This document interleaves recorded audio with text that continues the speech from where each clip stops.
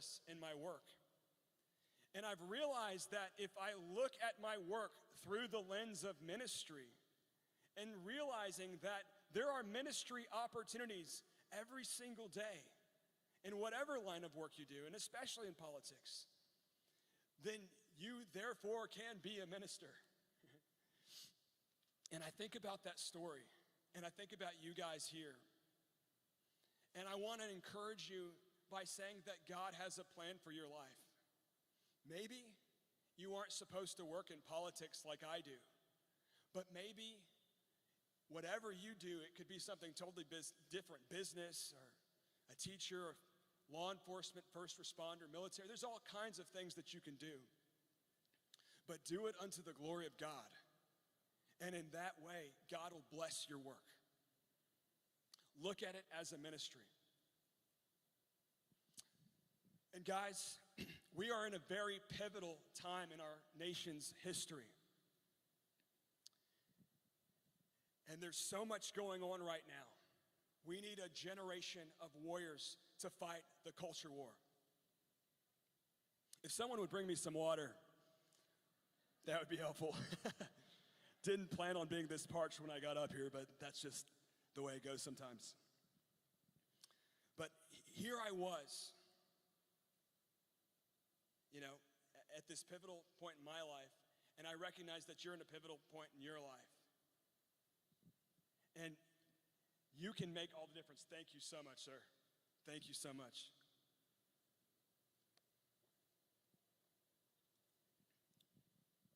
We are in a war in this country. And it's not just a cultural war, it's a spiritual war for the heart and soul of this country.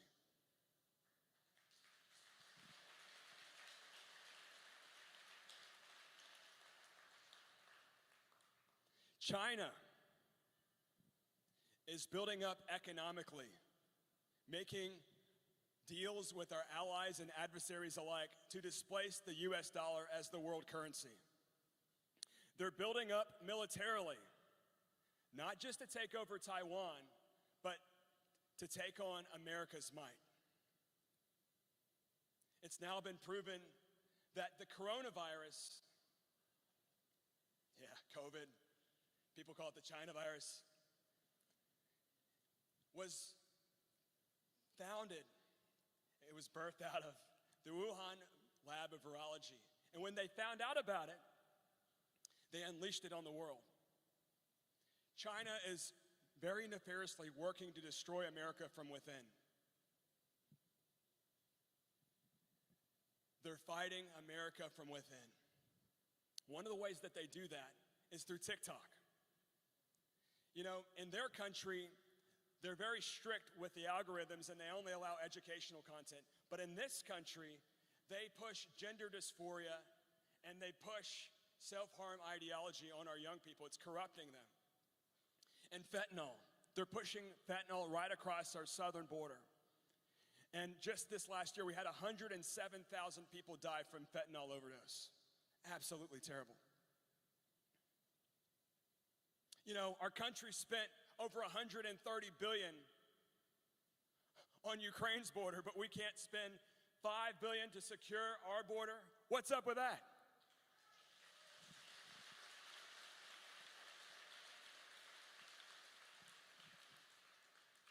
There were 98 known suspected terrorists that were captured last year.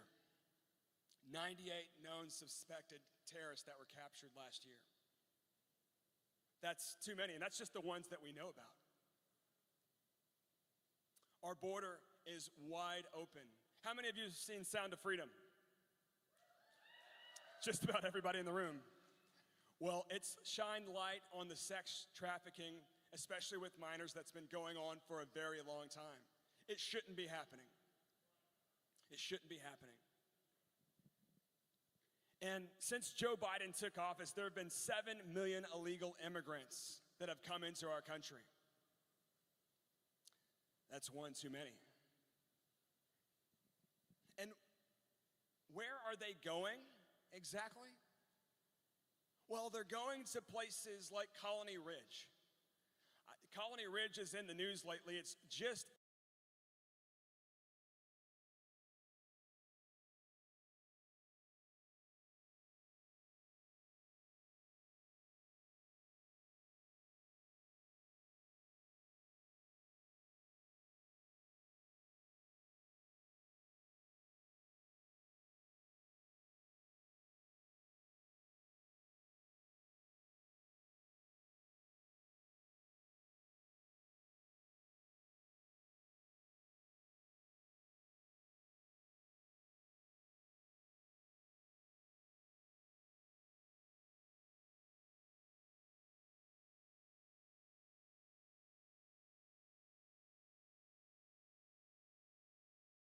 east of Montgomery County, and it's just a little north of Houston.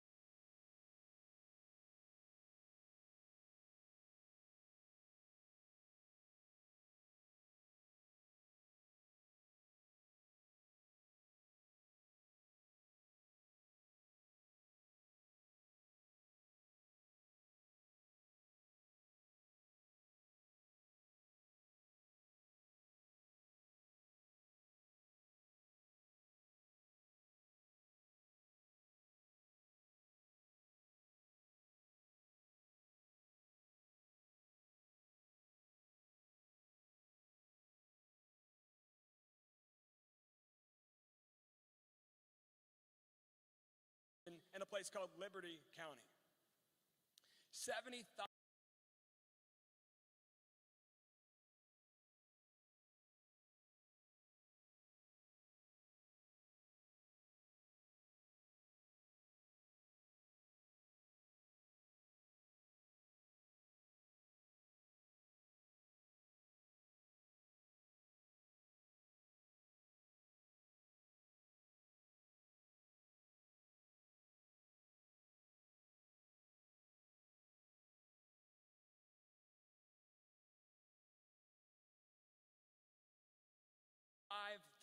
illegal immigrants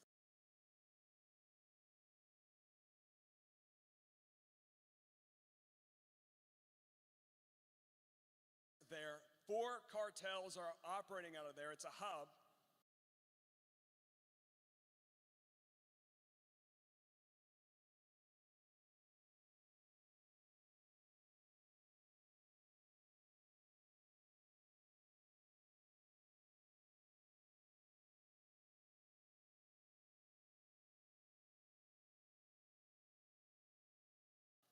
And the developer, Trey Harris, sells lots of land.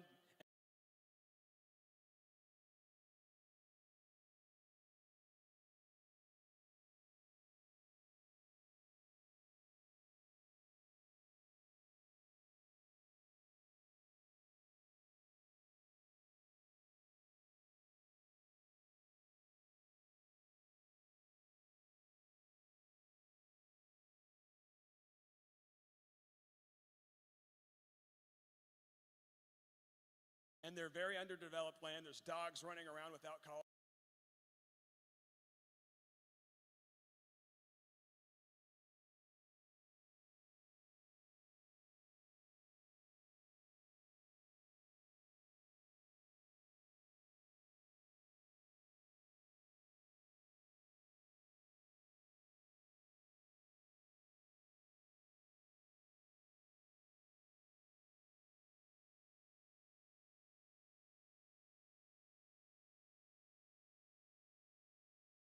As the Daily Wire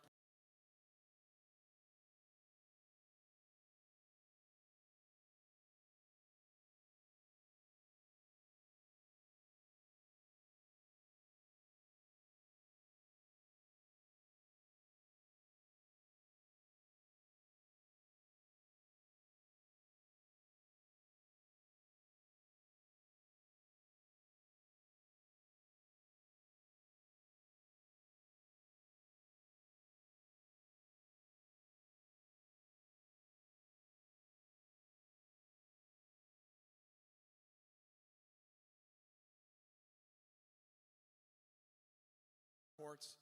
It's like a third world country. And it's happening right here in Texas.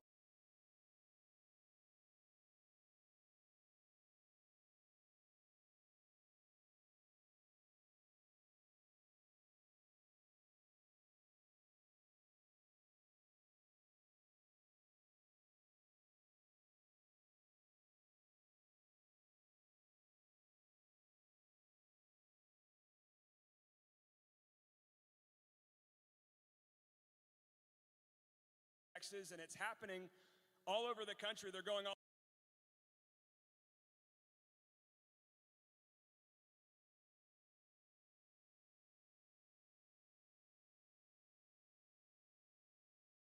over places. And the Democrat governors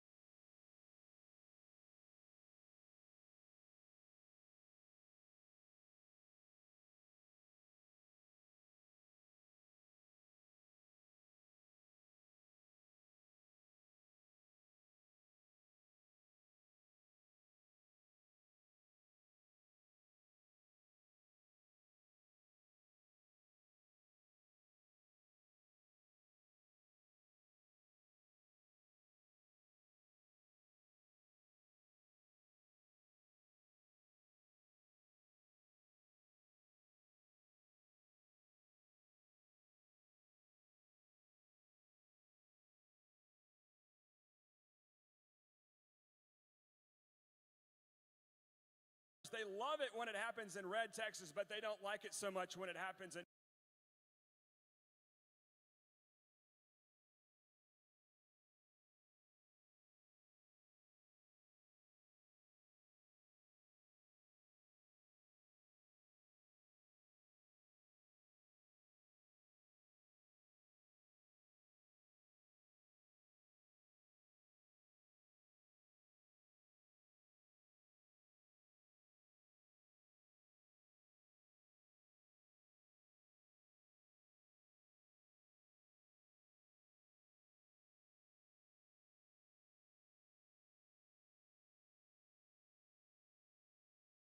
New York City, right? Then they complain. Mayor Eric Adams had a big problem with that.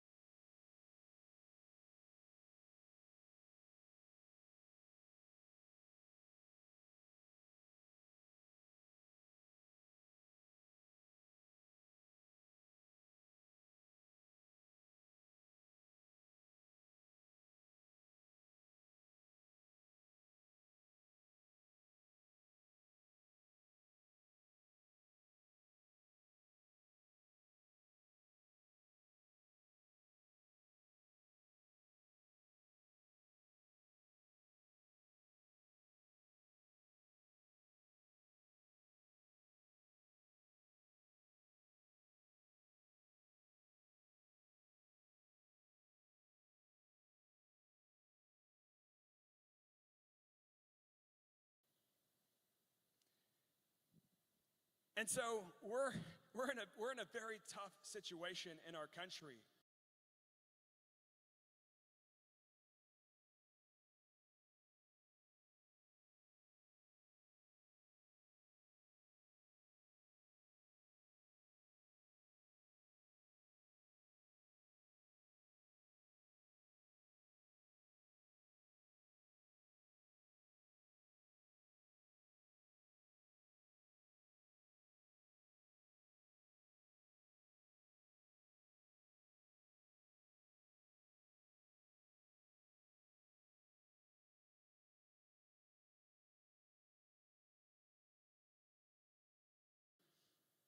And we've got to do a lot of work to secure the southern border. I hope that the National Guard is sent down to secure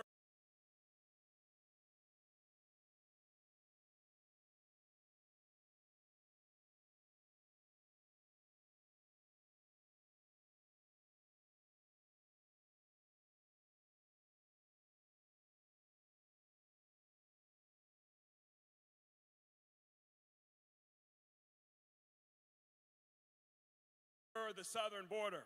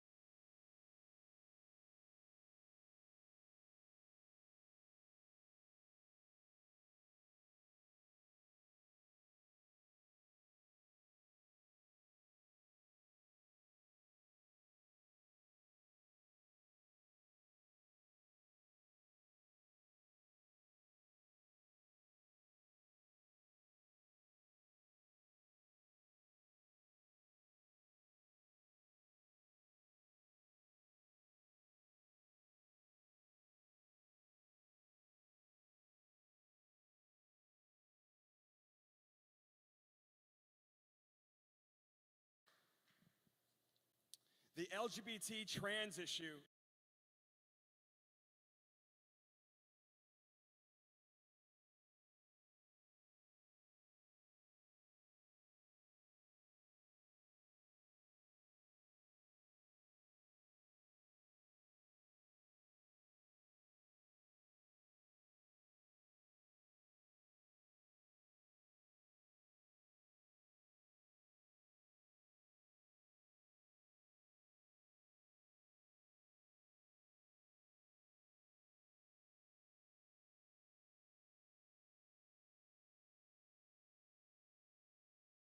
is running rampant.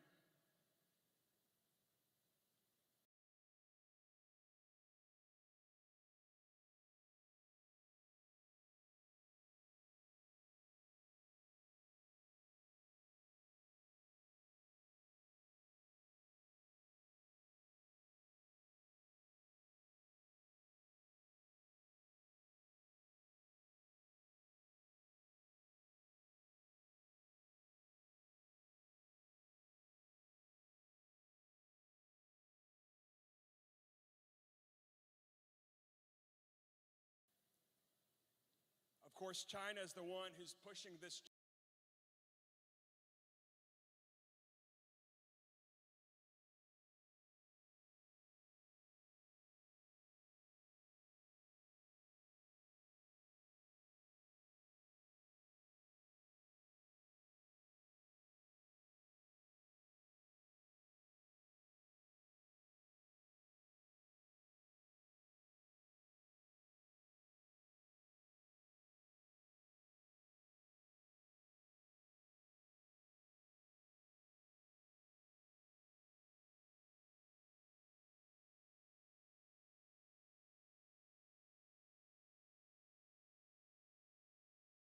gender dysphoria through TikTok, but there are liberal activists who are doing the same thing in our public school system.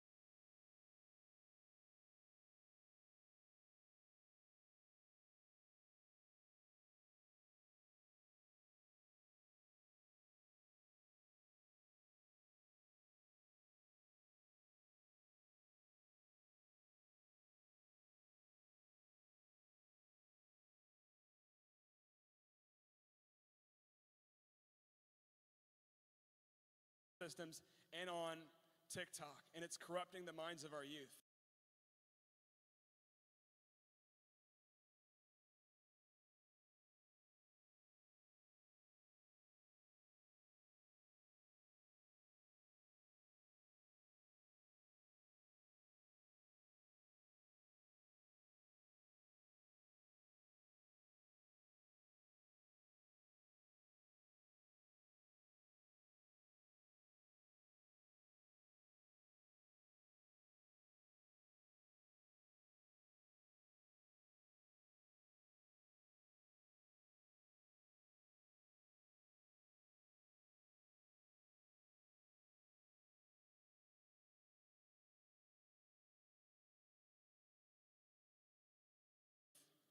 And this isn't just happening in other parts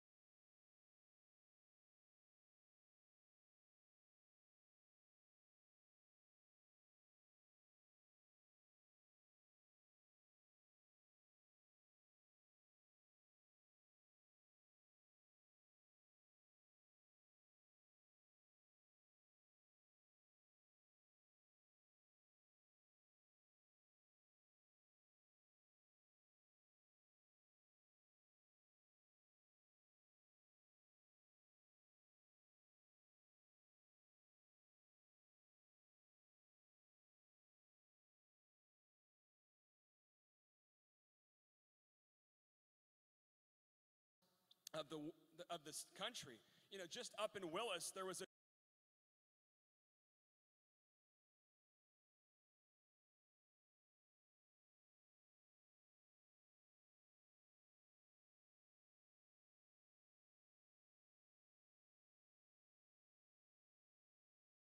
drag queen that visited that public school at Willis High School.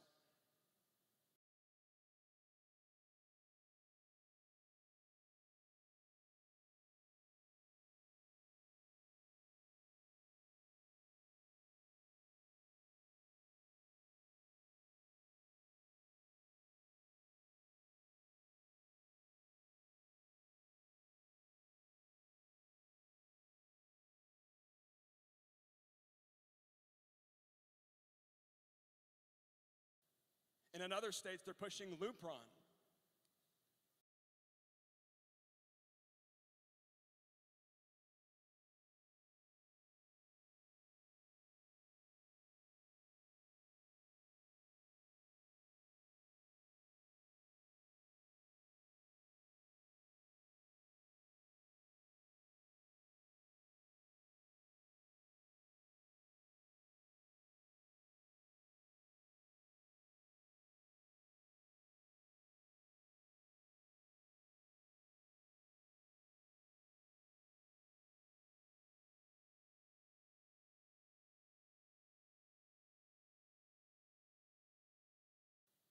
And these puberty blockers alter these young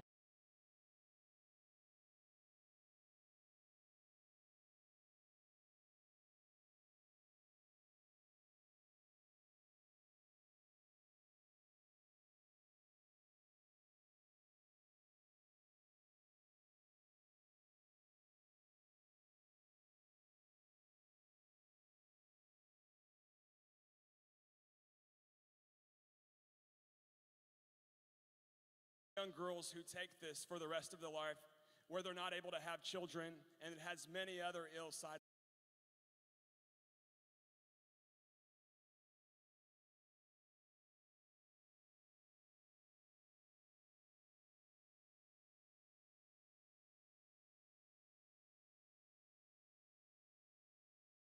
effects. It's absolutely terrible. It creates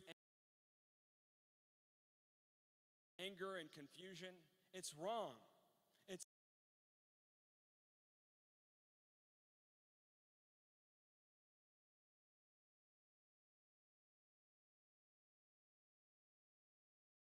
absolutely wrong.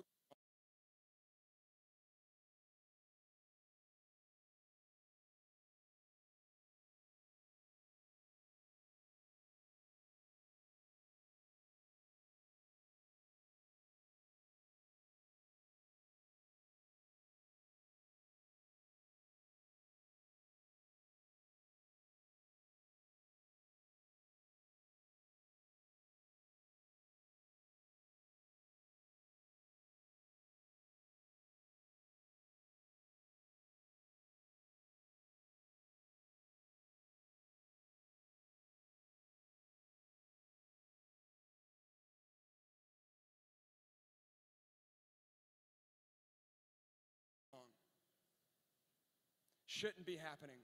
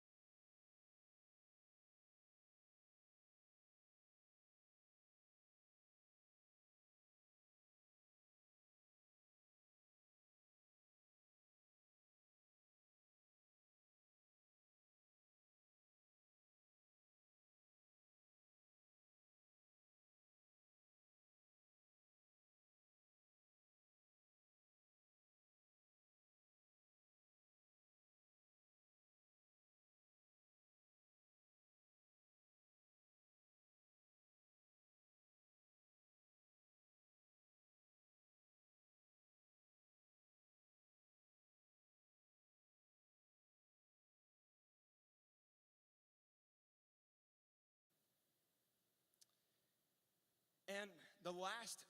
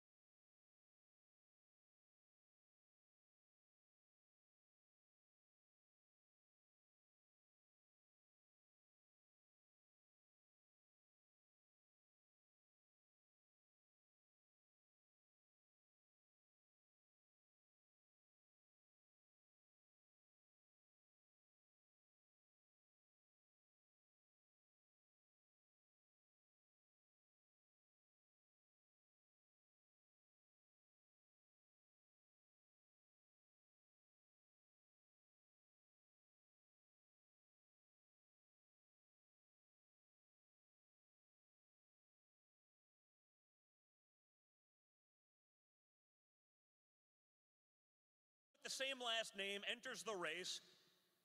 You know what I'm talking about? Like, and wins, becomes a congressman. And this person sat on a city council for 20 years doing nothing. And now they're in Congress. And someone's kissing their ass. And they're invited to the special dinner. And they think they're cool and special. And guess what, folks? They're in the big leagues. And they're never, ever, ever going to leave until they carry them out on a box. And that's what it is. I love that. And that's what it is. They're never leaving that power, so they'll do whatever it is to stay. And the problem is, in D.C., all of that power is concentrated. You know, if the Washington Post, the Amazon, Jeff Bezos' own Washington piece, you know, well, maybe the hit piece they do on me will only be a 4 instead of a 3 out of 10. Maybe they won't, like, I'm like, why don't you fight against that? When those guys hit me, it's a badge of honor. At this point, when conservative media hits me, it's a badge of honor because they don't and have not earned the respect to be out there fighting for the vast majority of the people that I see in this country.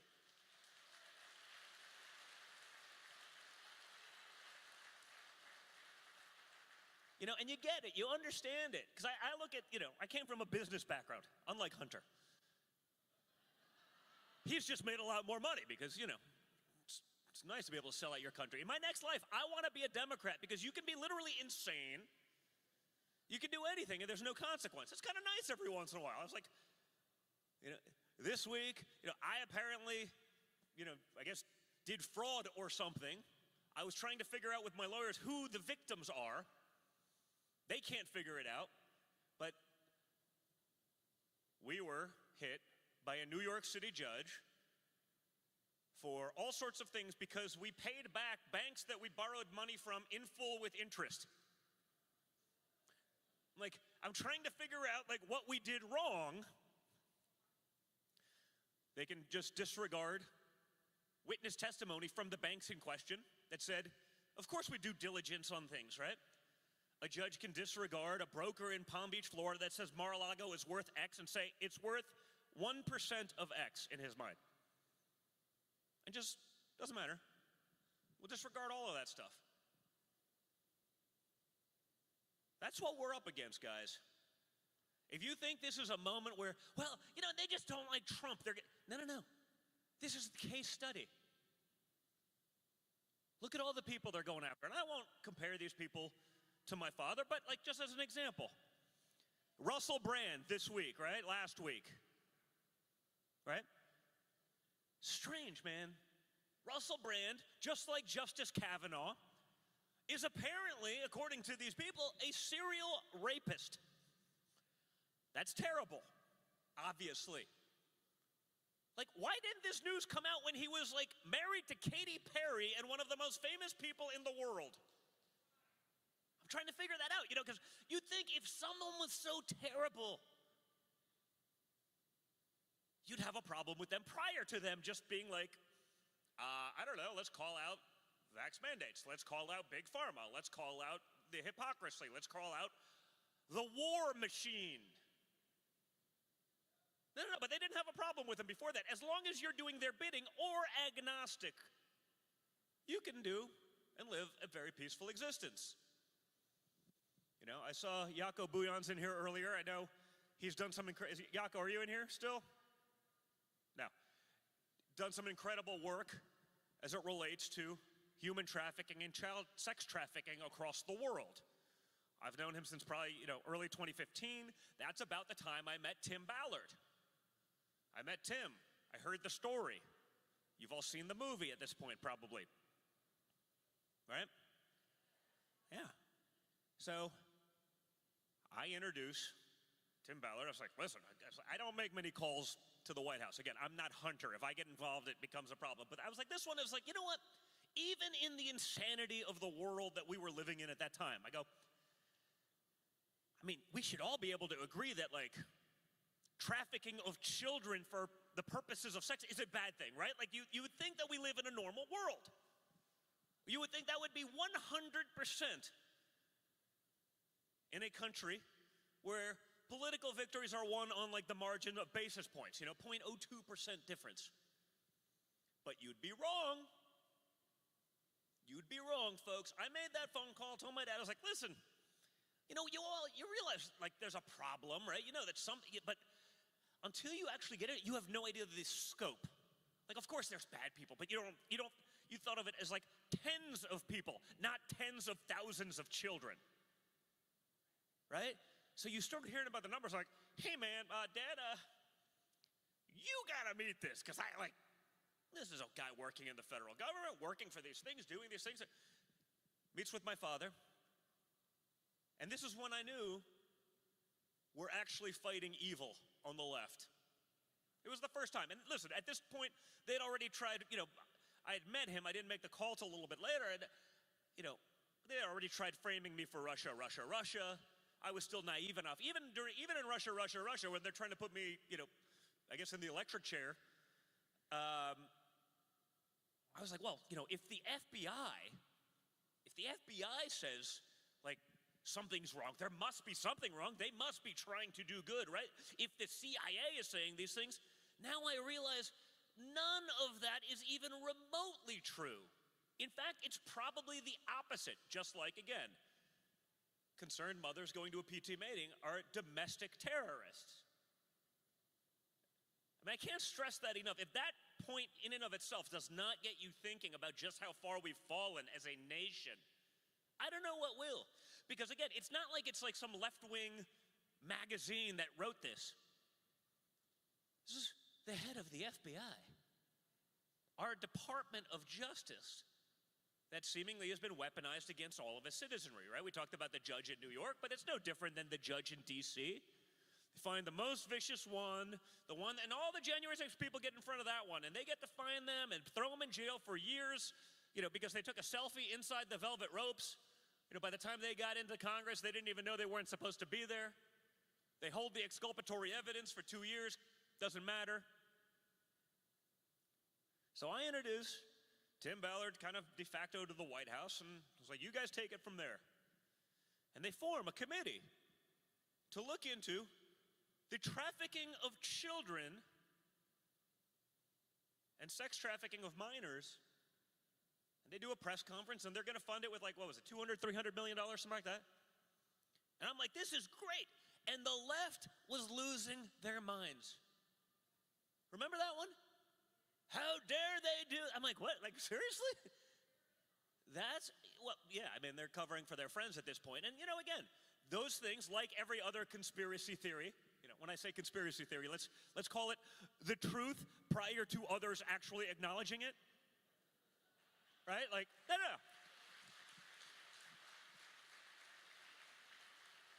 It's always risky, but like, can someone please name a conspiracy theory that wasn't proven to be right 6 months later? It used to be like a year, right? Russia took 3 years. And like, with each and every conspiracy theory, when the left loses their mind about it, like you're over the target, right? Now it's like 6 minutes till it's disproven. And you're right, but there's no other explanation for it.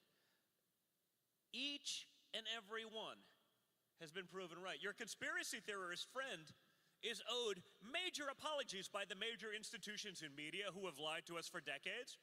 Big tech who've smothered and censored those things. And again, just because you don't hear about something doesn't make it not true.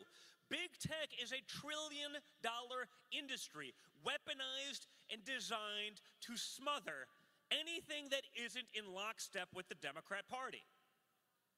Our mainstream media, including a vast majority of conservative mainstream media, is in that same exact boat. I actually legitimately believe that today we are winning on the issues. People get it, but there are still lots of people. They're agnostic. They're trying to feed their family in Joe Biden's economy, and that's harder and harder to do every day. We're not in a fair fight, folks. We're not, our ideas versus their ideas. We think that, but it's like, no, it's our ideas versus their ideas backed by a $1 trillion regime that has instilled fear in people, whether it's online, big tech, or a $1 trillion mainstream media regime that will dox that will call you out, that will try aggressively to ruin your life. They're trying to do it to us every day. You know, one of the other sort of memes that's proven 100% right was like, they're not really after Trump. They're after you. He's just in the way. No, but think about it.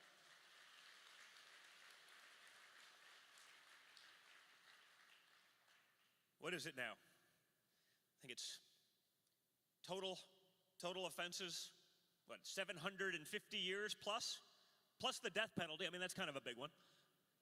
No, and some of the claims against my father. I mean, he's a young and vibrant man, but, you know, it's a long time. You don't think that them doing that to him is designed to send a message? You don't think that, like, it's like, well, no, it's different for him because he did all these things. Again, they've all been disproven, just like Russia was. It doesn't matter. It doesn't matter. Stick you in a New York jury with this, and we'll make sure we cherry pick the worst possible judge in the world. It doesn't matter if he's been thrown over every time on appeals.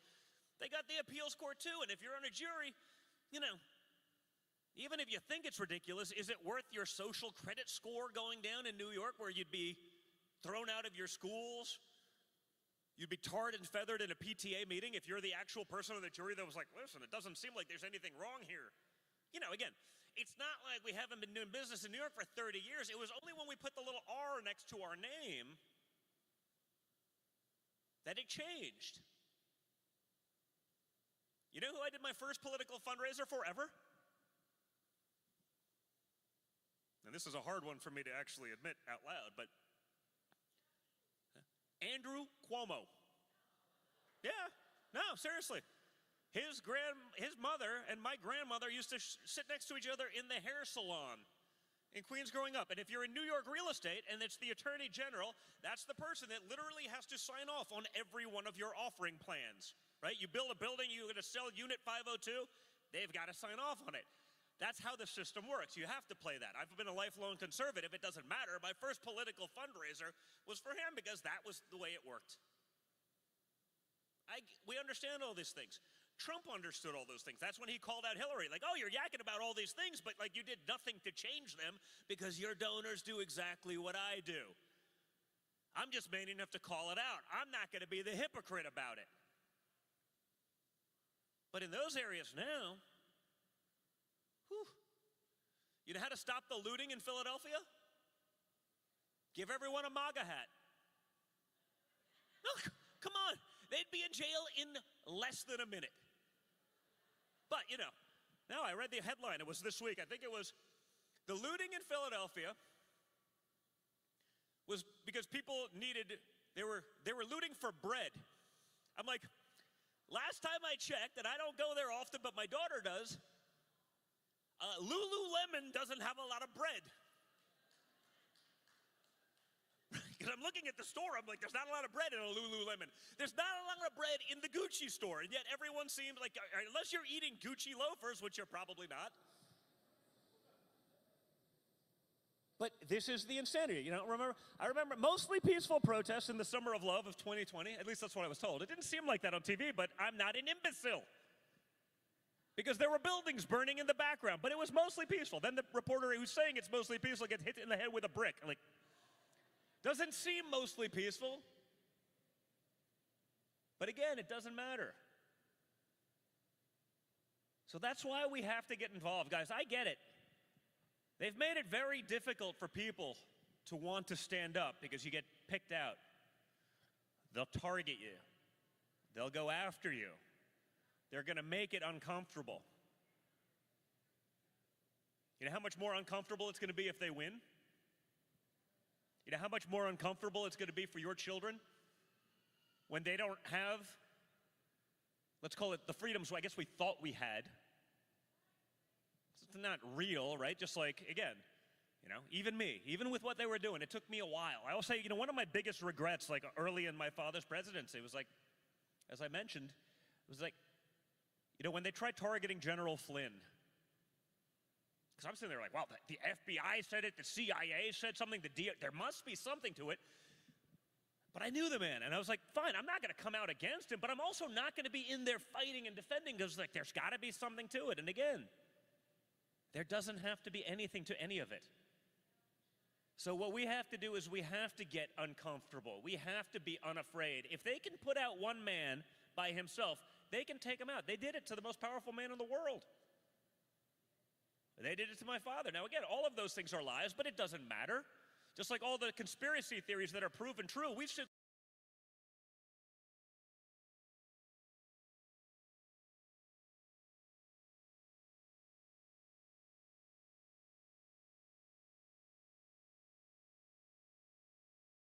there, and I get on Twitter, and I'm guilty of it myself.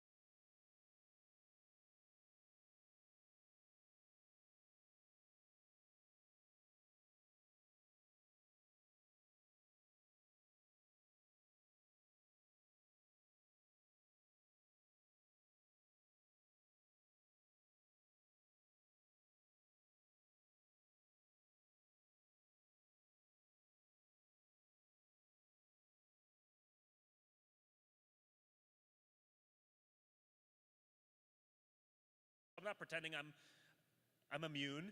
Ha! See, we were right. Ha!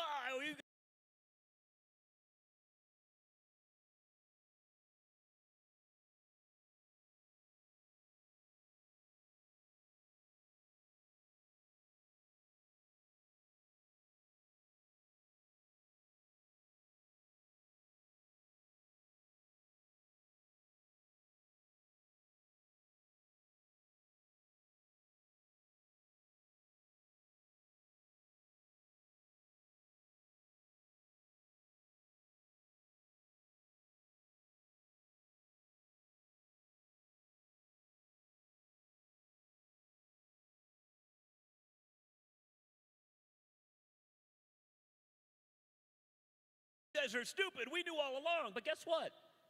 They got what they wanted out of each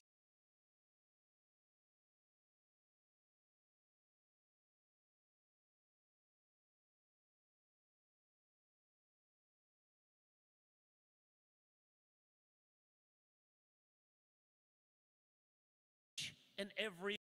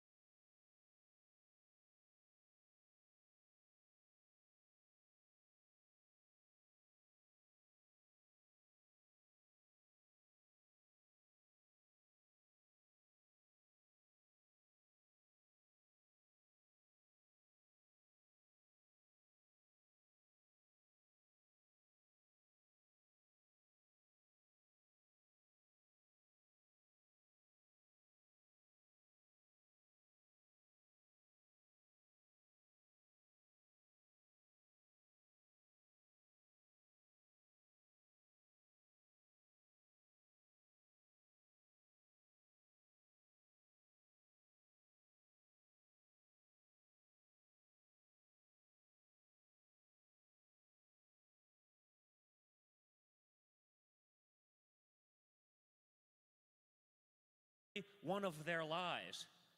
Again, there's no consequence to being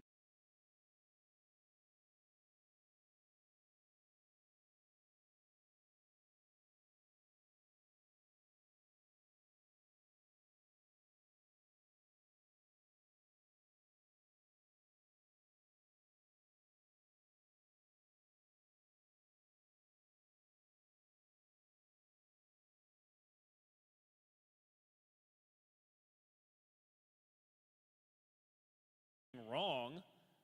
There's no penalty. None of these people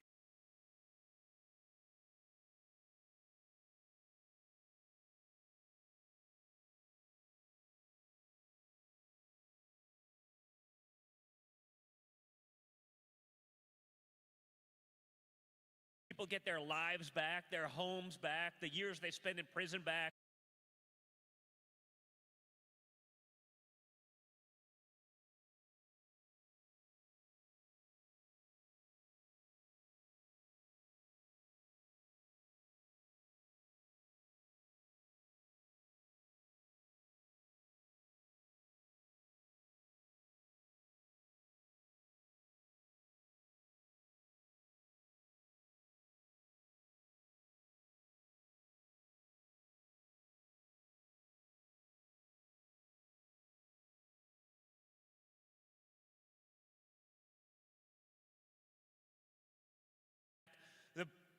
tens of millions of dollars blown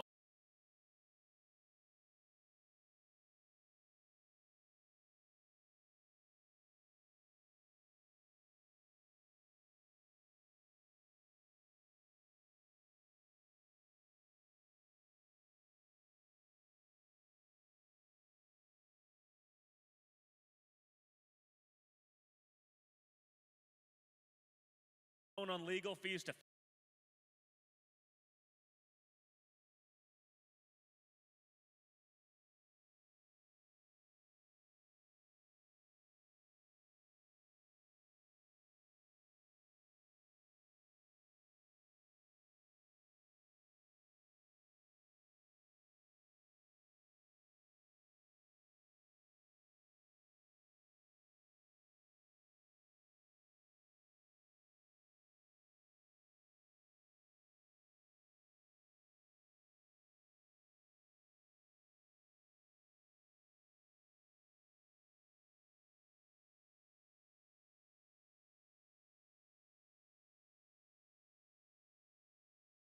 fight these things. Just because something's BS doesn't mean you don't have to deal with it.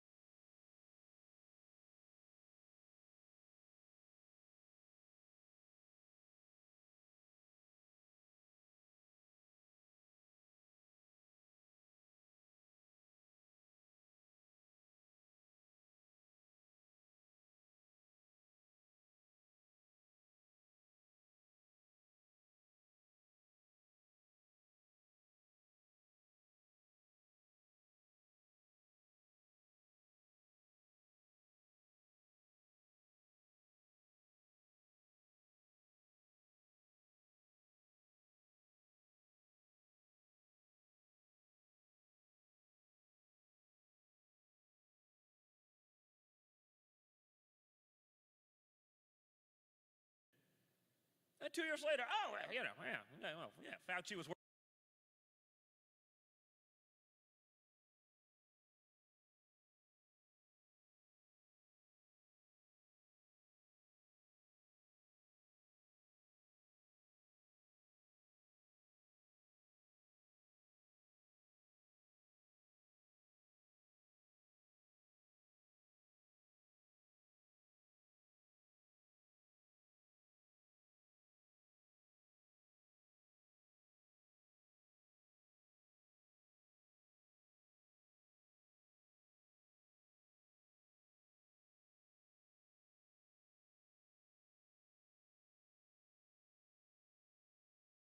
working for the Chinese and taking money there and lying before Congress. Oh, it's different.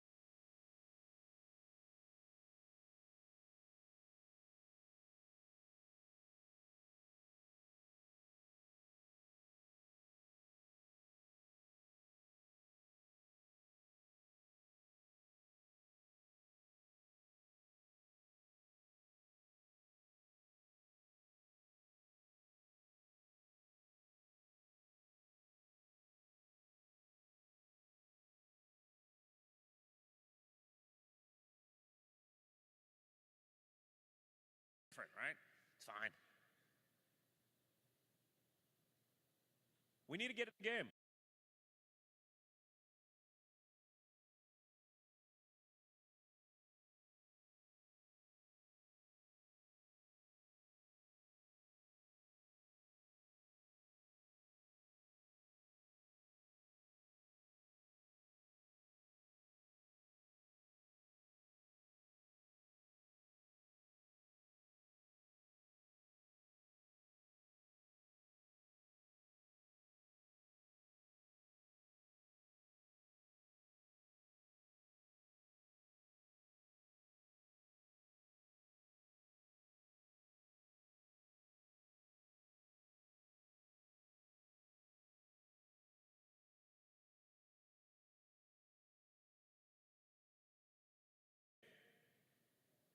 We need to get together. We need to be fighting the same battles. We need to take the wins when we can get them.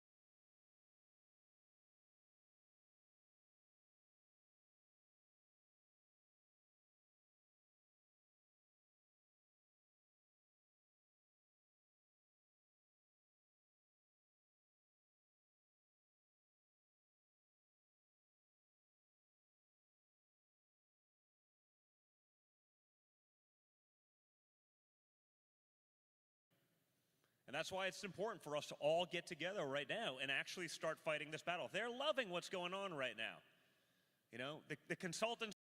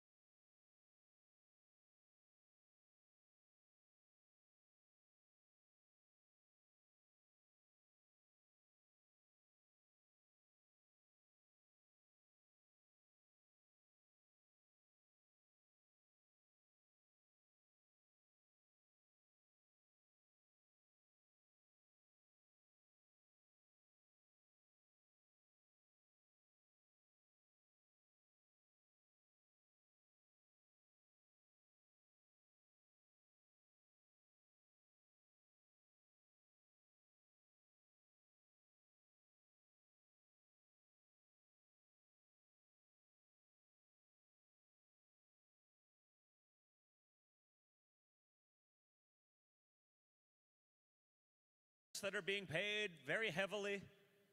I saw this most out of Ron DeSantis' campaign because, like, you see where the money goes. It's public information. When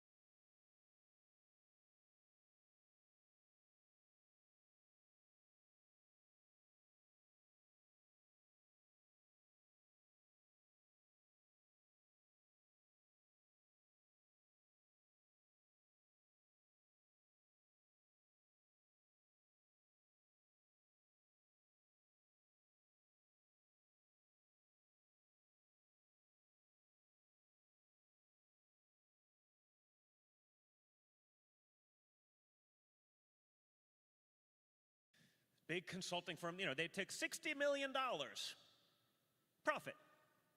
Like a billionaire donor gives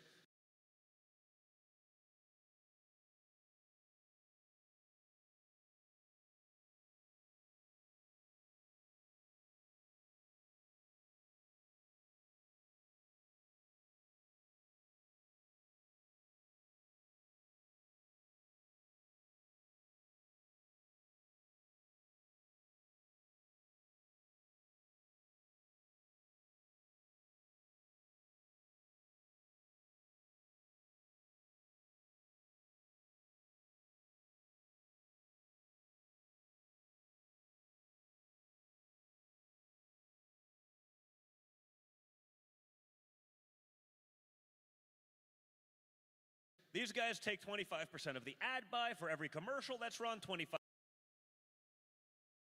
of the placement. It's their creative agency that's making the ad, that's another 20%.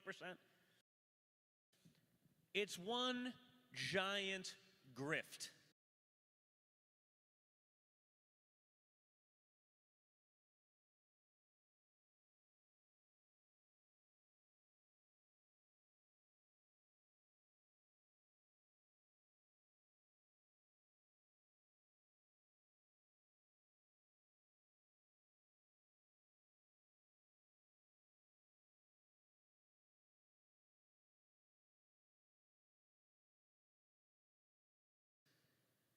And we're seeing it again. The reason people in the single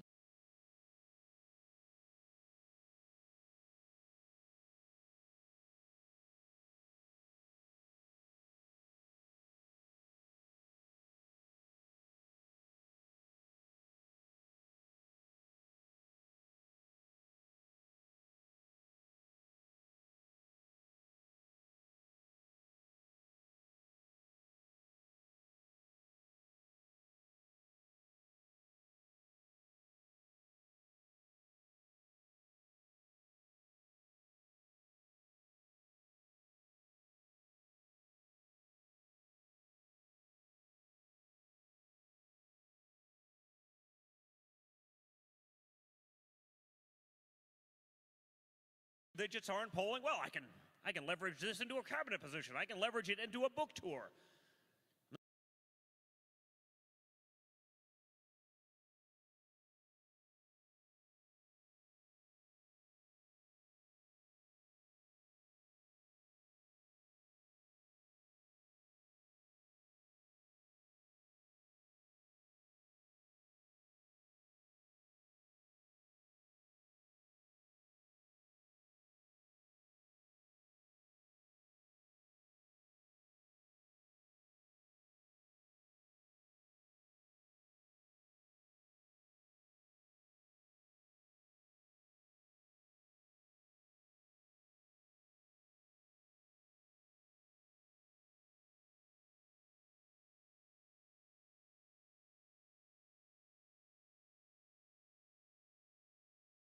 Not sure what Chris Christie's doing. Maybe he likes the free meals.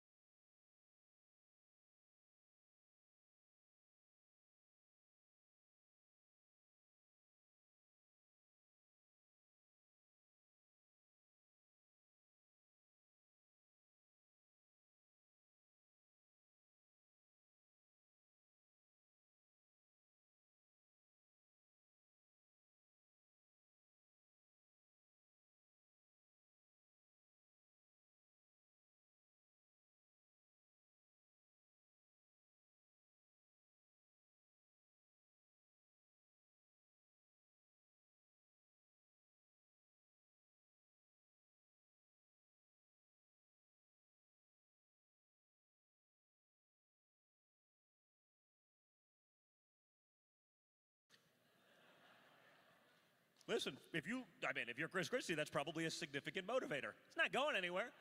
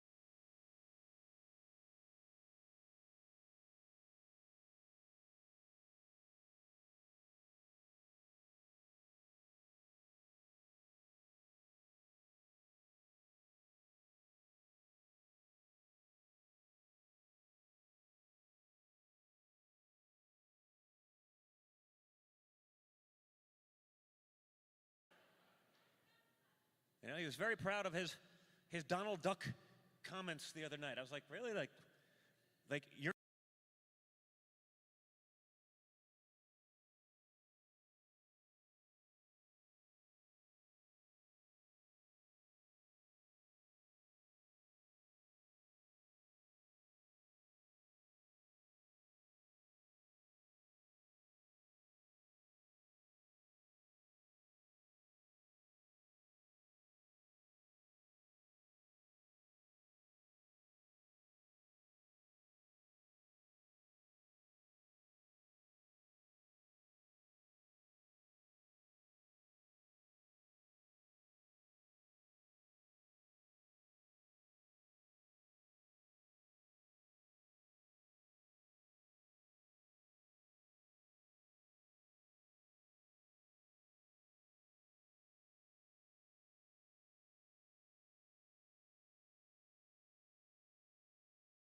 your nickname is Krispy Kreme and Butterball. Those are your two like. No. Well, I mean that's.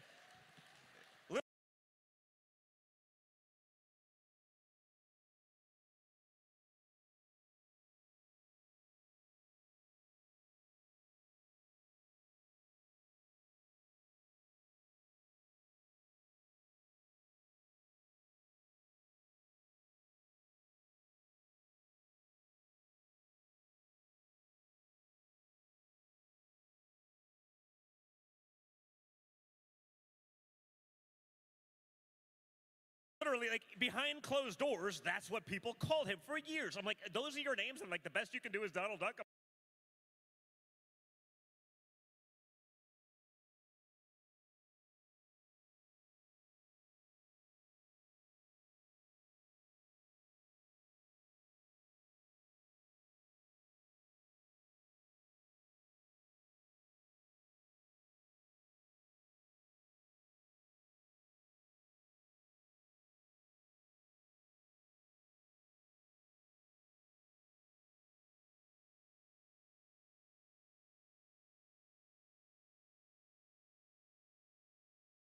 I'm like, ooh, we're shaking in our boots now.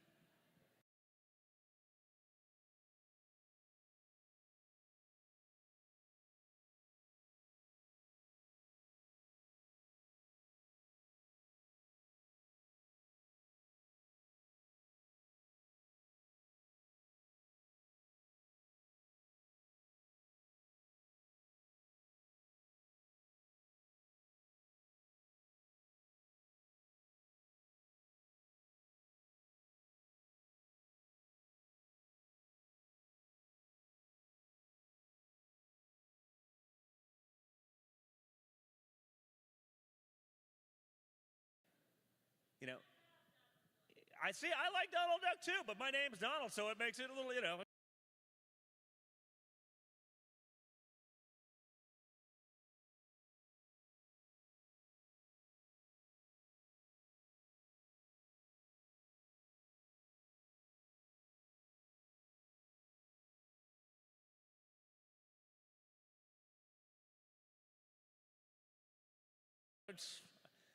I guess I'm sitting there being like, it could be worse. Like, but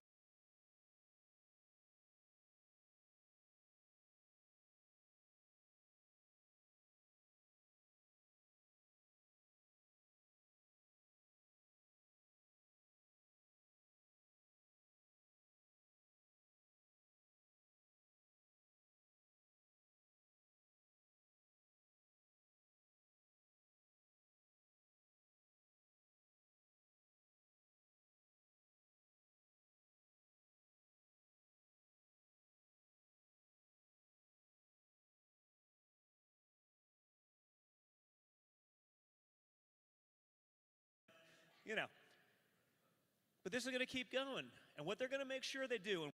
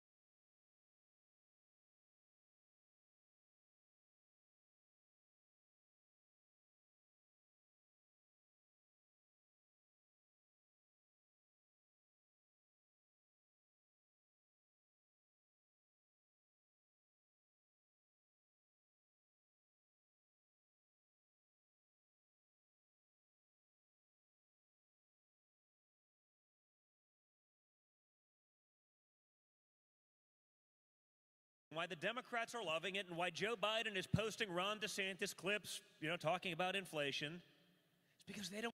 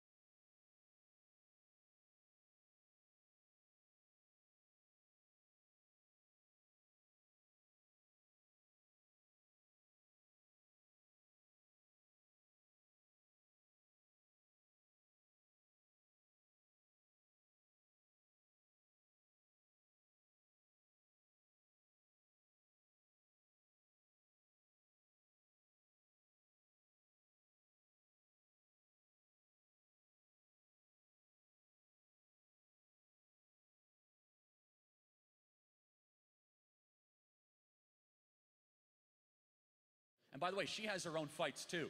She runs Bible in 365, Proclaim Streetwear. You guys should all be, follow her. And she's also the most beautiful person, out of 7 billion people, if I may say so much. If you disagree, you're wrong.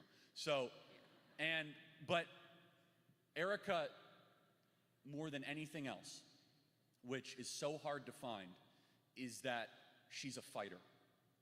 And she does not get intimidated by all the satanic crap that gets thrown at us. In fact, she is so spiritually disciplined. She is so well read on the scriptures. She's like, oh, that's an attack from the enemy. That's an unclean spirit. We need to get our spiritual disciplines right. And the wife, if you get into a marriage and the husband's working in all this, you have to understand that when he comes back, being a Proverbs 31 woman is part of knowing the scriptures, knowing the spiritual warfare, submitting to your husband. And by the way, the second part of the verse is never talked about. And the husband has to submit the same way under Christ, just so we're clear. And that's a hard thing for some people to grasp. And we have a beautiful marriage. I'm so thankful. She's the best mom ever, but she's a fighter. And young ladies, fight for your man, because so many women will turn their back on their man when things get tough or fragile and they don't necessarily have that spine. If you're spiritually oriented in the scriptures correctly, then you'll be ready for battle, as it says in Ephesians, and put the full armor of God on. Thank you. Yes, sir. The hardest questions you guys have, by the way. Yes.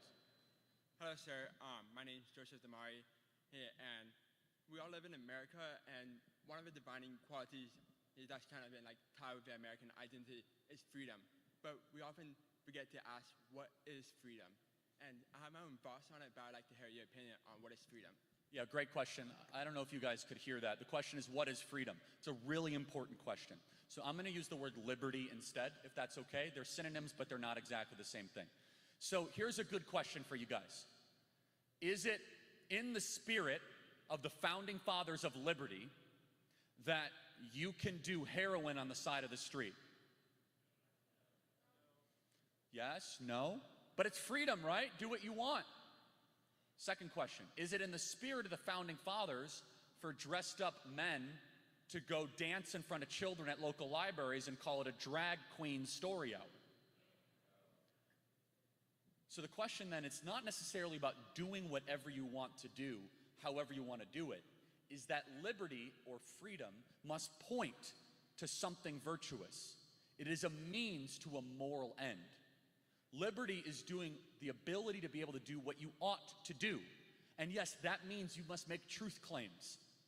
You see, the secular left, or even some people in the conservative movement that need to be kicked out of the conservative movement, they'll say, well, who am I to judge if some guy wants to go dance in front of children in a thong? We should judge those people. If you want to go do drag queen story hour, thank you, and try to manipulate children. So freedom is not doing whatever you want to do, however you want to do it. Freedom or liberty is the ability to do the right thing without government getting in the way. Thank you so much.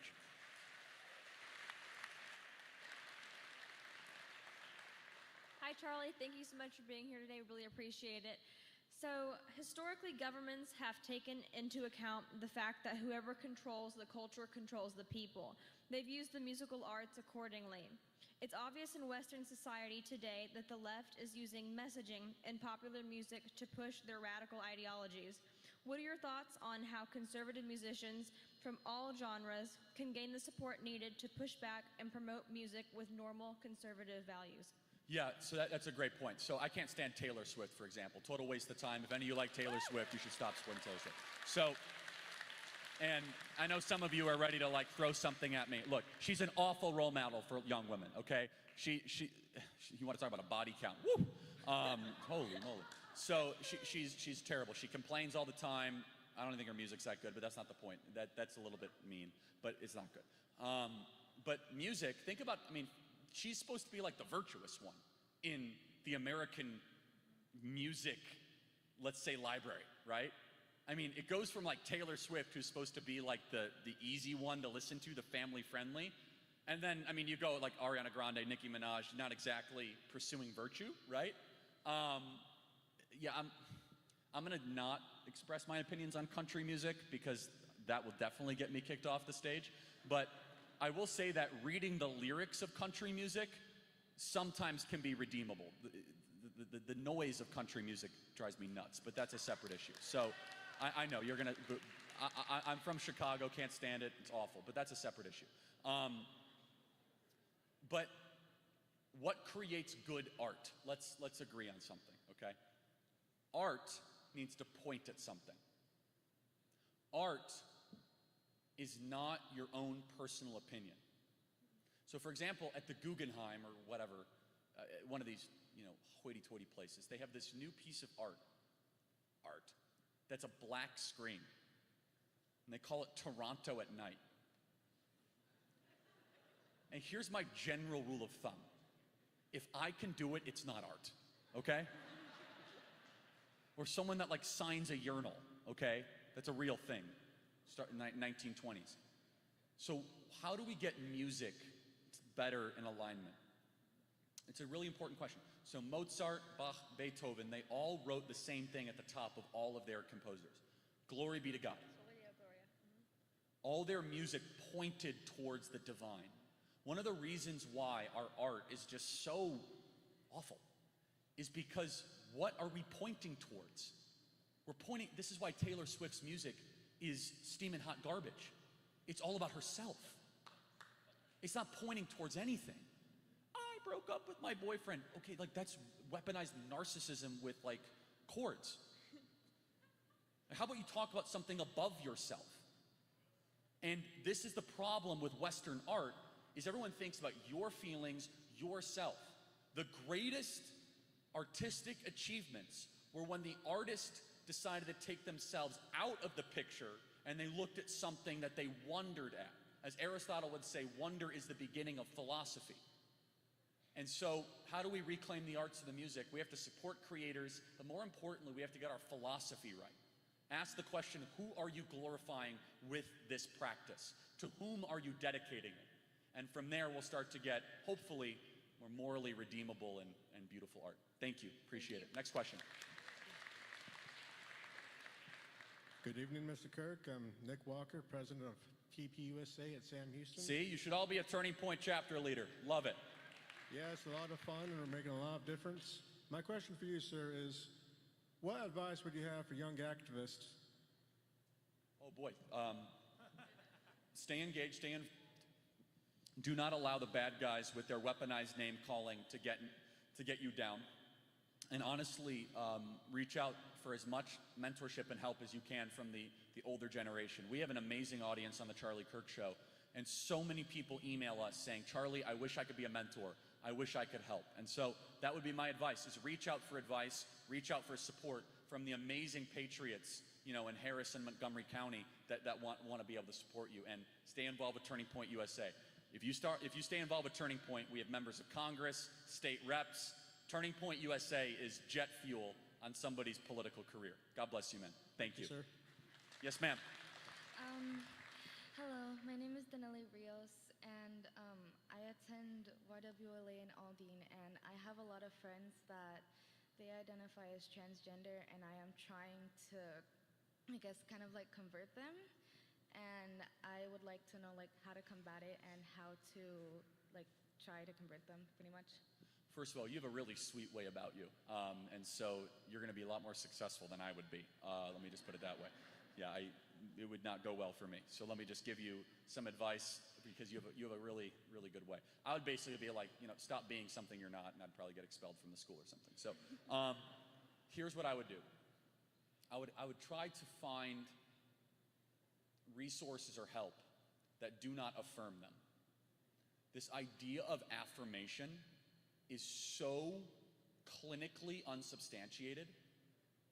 I want you to imagine if you go to any sort of medical environment and you have something wrong with you and they affirm it. Do we do a depression affirming care?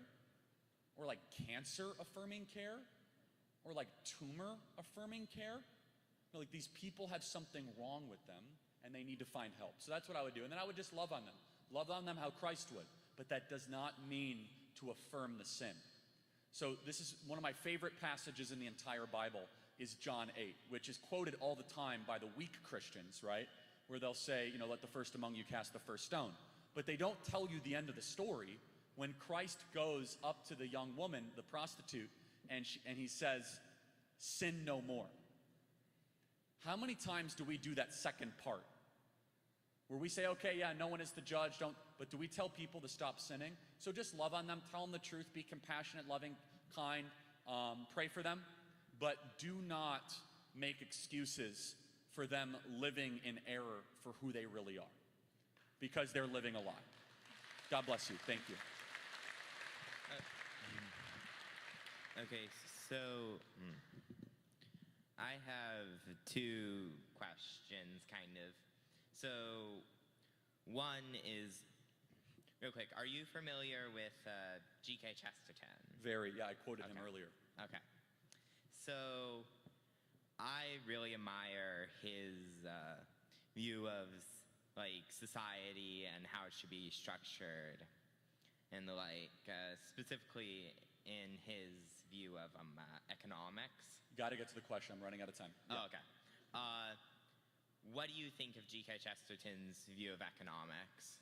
I mean, I would imagine he believed economics is a means to an end, right? That economics is not the end, but it's a means to a flourishing society. Am I probably right about that?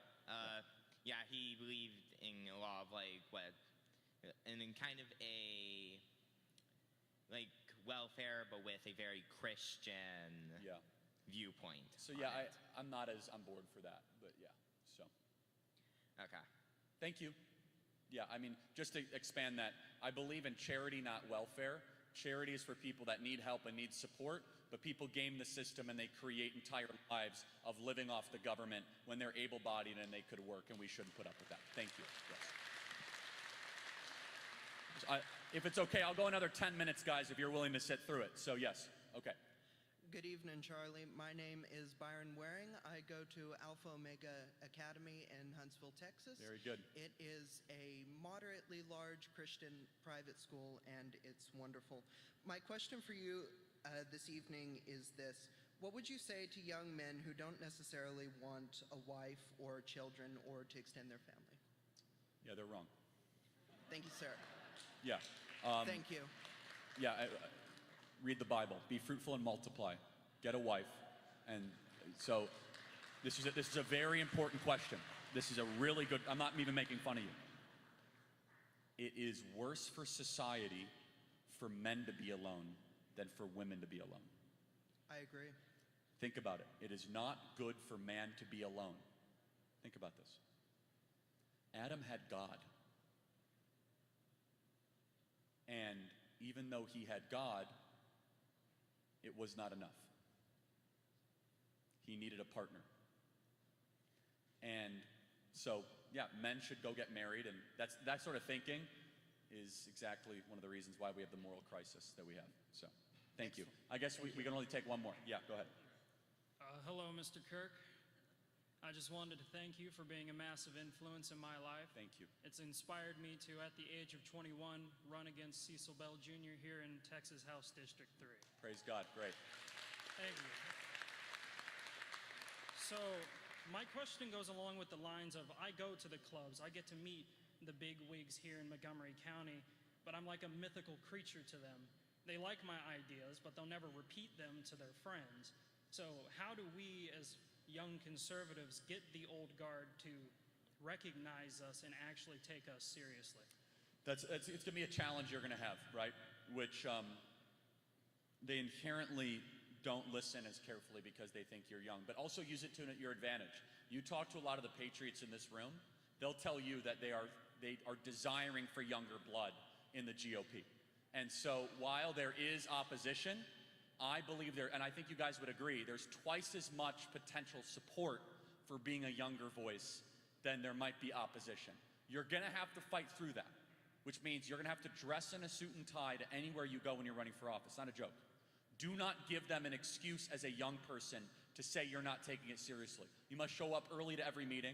You must say, yes, sir, yes, ma'am, no, ma'am. You must remember names. You're gonna be held to a higher standard is what I'm saying. right? But then if they see that you're a young man and you're dressing well and you show up on time and you write thank you cards and you are a gentleman, then they'll have no reason not to take what you say seriously. All right? Thank you. Thank All you. right, just one more. Sorry, yes. You will be the final question. Okay, thank you for letting me ask it. So I want to thank you for what you said to young women earlier. As a fourth-year medical student, like, I'm already pretty invested into my career. This is something that I've kind of been awoken to a little bit later. I'm surrounded by people in their 30s, women especially. We cry, like, how do we have families? How do we have kids? We have all these jobs, we're working 80 hours a week. What advice do you have to those young women? To like career, like yeah. Yeah. First of all, you have a great way about you, and you're asking the right question. You're gonna have to pray to God. I don't know if you're a Christian or not, but I don't want to give you specific advice, but here's the fact, is that, I mean, Houston has one of the most incredibly impressive medical networks in the country, so this is probably not an isolated phenomenon, right? Not at all. To go through residency, it's very hard to go through residency and also be married and have a child.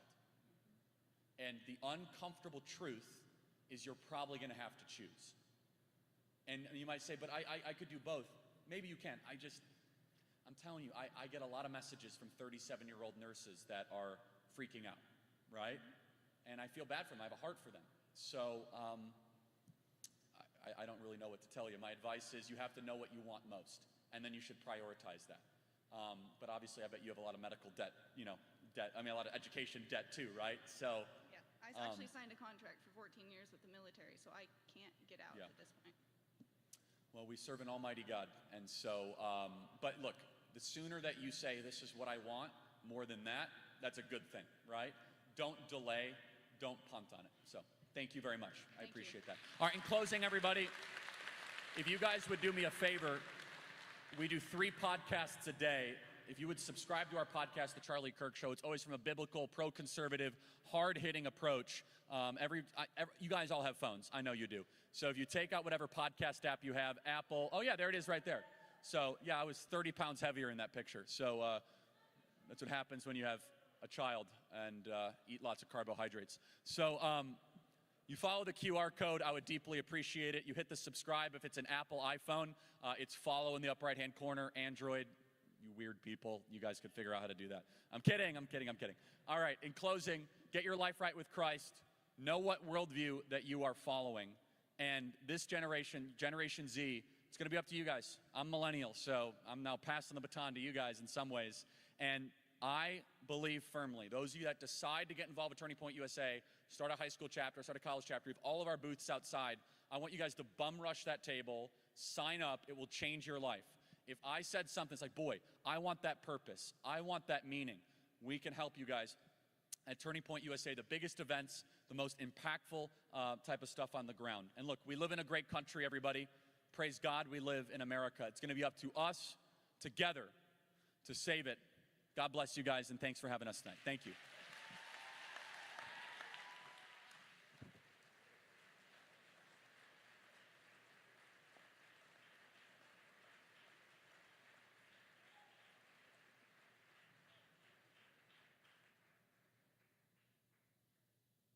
Hey, Texas Youth Summit, Congresswoman Lauren Boebert here, and I wish I could be there with you this weekend for what I know will be a fantastic 2 days of speakers and panels hosted by my great and dear friend, Christian Collins. Christian, thank you for putting on such an enthusiastic and engaging experience. Once again, it was wonderful to be in person there in Texas with y'all last year, and I certainly hope to be there next year, but currently I am working in Washington, D.C., fighting for the conservative values I promised Coloradans and the American people I would stand up for. So many people campaign one way and govern another. So I have to be here to ensure that we are actually governing as the American people intended we would in this majority that they so graciously entrusted us with.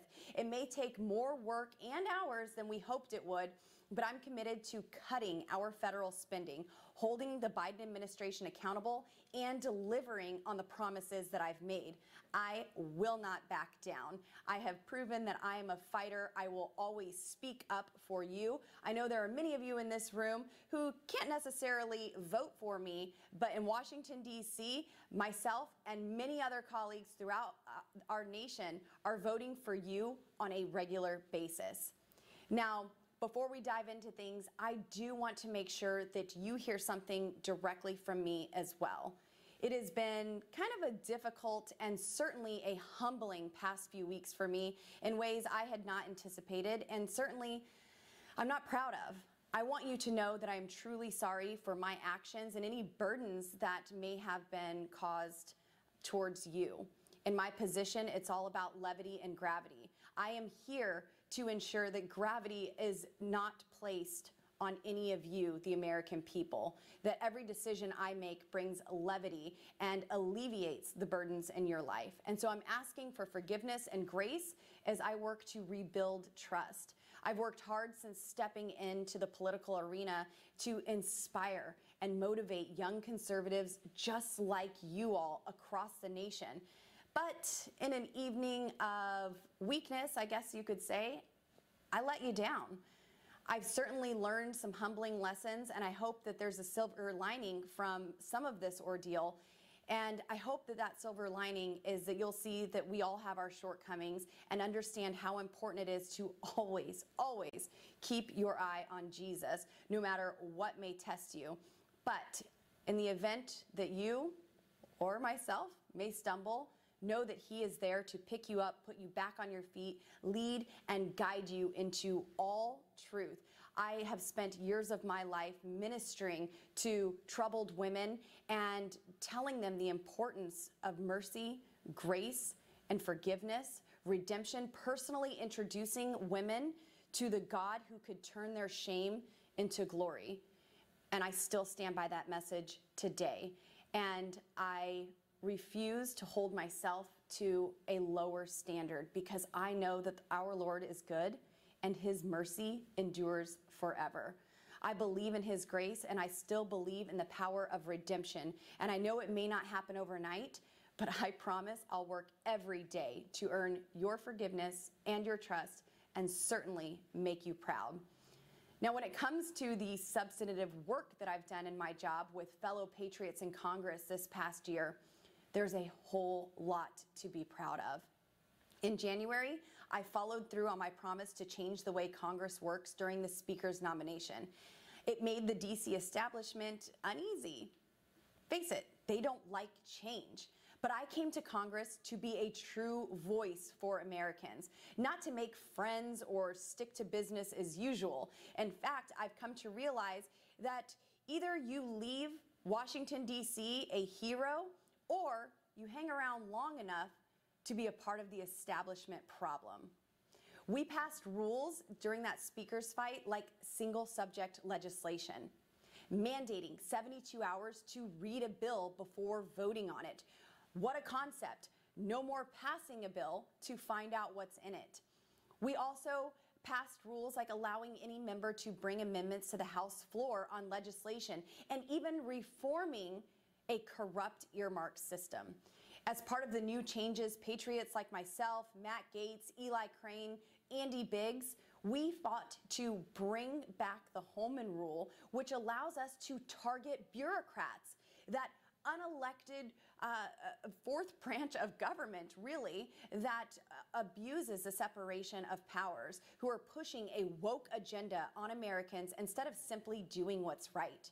I've introduced amendments to defund the salaries of woke, equity, and diversity officers because we should be investing in American people who believe in America, not the propagandists who want to divide us based on how we look and think.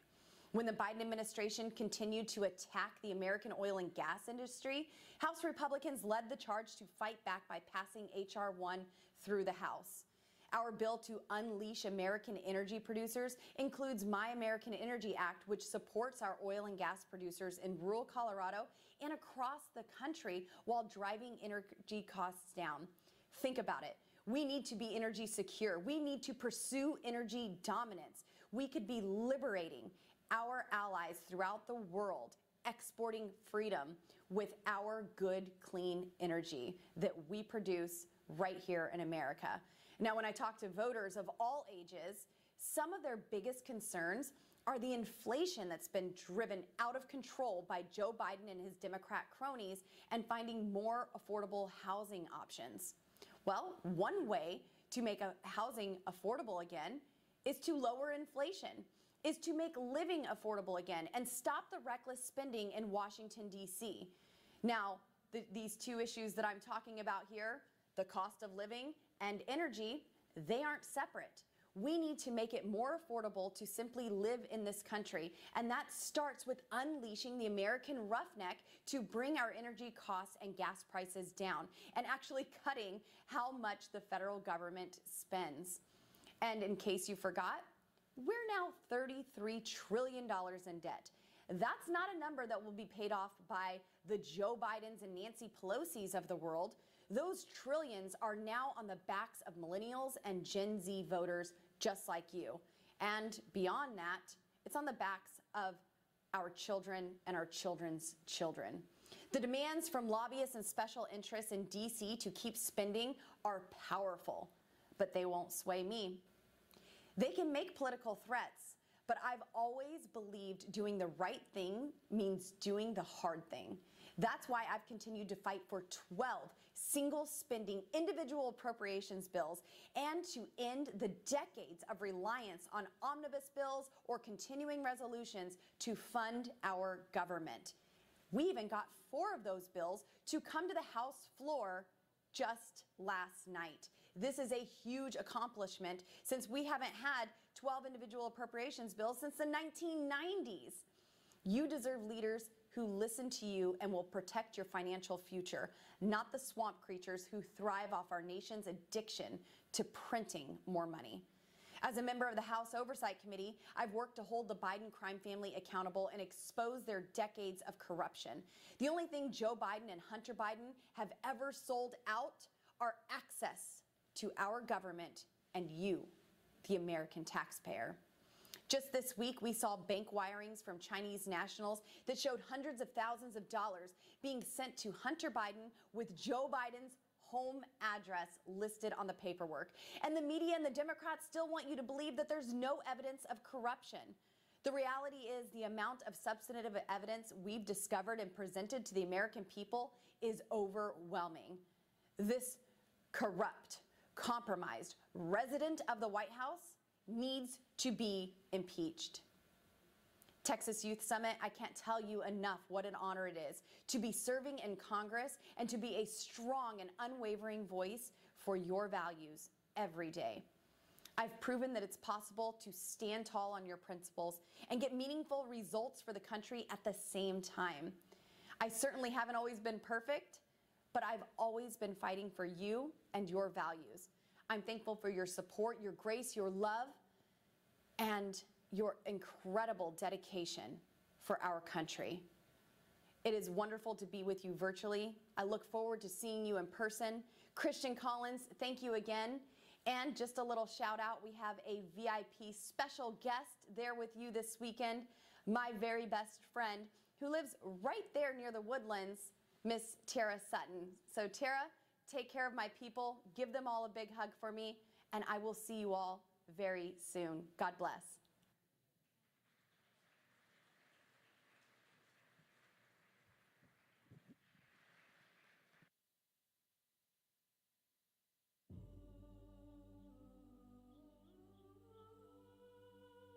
We honor you, Father, for all that you've done for us.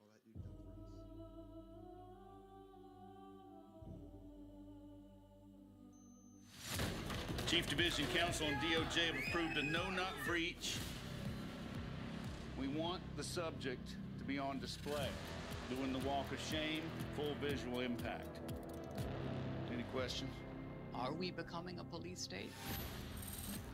government told American citizens they couldn't go to church on Sunday. For the first time in my life, I'm saying to myself, am I going to get a knock at the door? FBI warrant, come to the door now! The Patriot Act and FISA were used against Donald Trump. These individuals have commissioned the biggest propaganda play in U.S. history. They don't go after the people that rigged the election. They go after the people that want to find out what the hell happened. We don't need to have a crime. What we need is a person to look at. And then we go find out what crime you did. FBI! Our focus is shifting. Our main priority as a bureau is going to be domestic terrorism. Really paints anybody who's right of center. If you're a pro-life, pro-family Catholic, they define you as radical. These are anti-government, We have freedom of religion and freedom of speech. violent extremists, and they must be dealt with. We can do anything we want.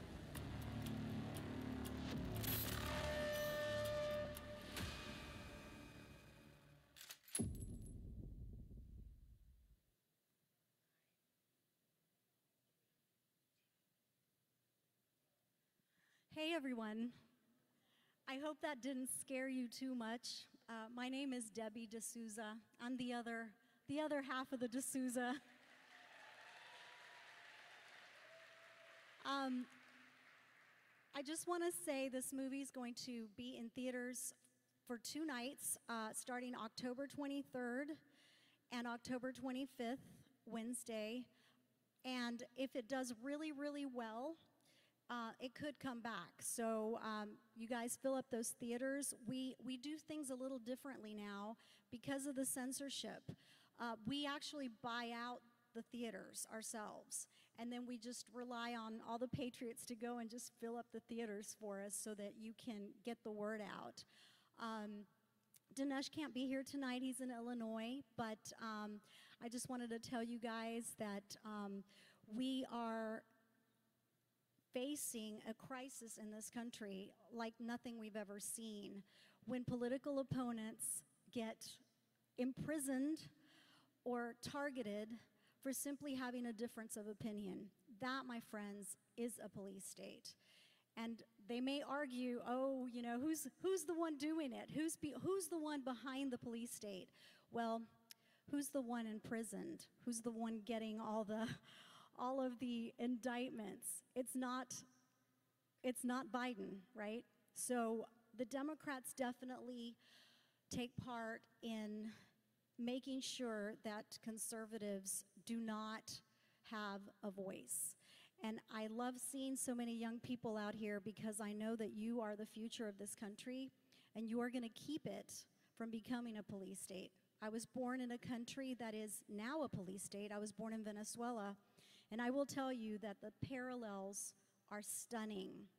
Everything that is happening now happened in Venezuela, and people woke up too late. So I just want to make sure that everybody understands that this is a serious problem. And when we make these movies, this is probably the 3rd movie that I've co-written, directed, and helped write with Dinesh. We do it because we feel that this is the heartbeat of what is happening in the country, and we want to get the word out. We want people to understand the circumstances. And by the way, one of the key components of a police state is election fraud. Why? Because they want to make sure that the people that win the election are the police state. So with that, I will leave you, and thank you again. And please, the 23rd, guys, is a Monday, October 23rd, October 25th. So please help us get the word out. It's policestatefilm.net. So go there and pre-purchase the tickets, and we will see you there. Thank you.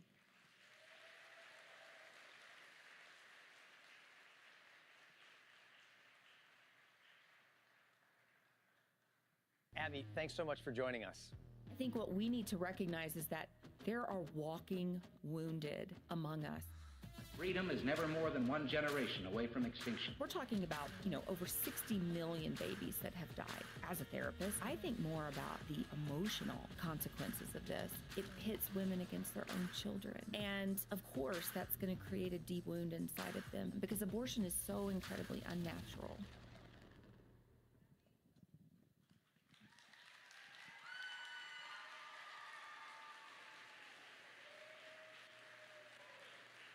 Thank you. Thank you, thank you, thank you. Well, I'm a fighting Texas Aggie, so howdy. Are there any Aggies here? Like you're going to A&M right now? Yay, yay, yay. Well, I'm so glad to be here with you all. I'm like the last speaker. Are you guys tired and kind of done? No, okay, well. Anyway, I don't know. I've listened to the speakers. I've listened to most of what you've heard tonight, and I might kind of give you a different take. Are you ready for that? Okay. All right. Because we're here for diversity of thought, right? So I'm up here, standing up here, looking at you, telling you, I kind of am a boss babe. I have 8 kids. I have a bachelor's degree. I have a master's degree. And I just got my doctorate.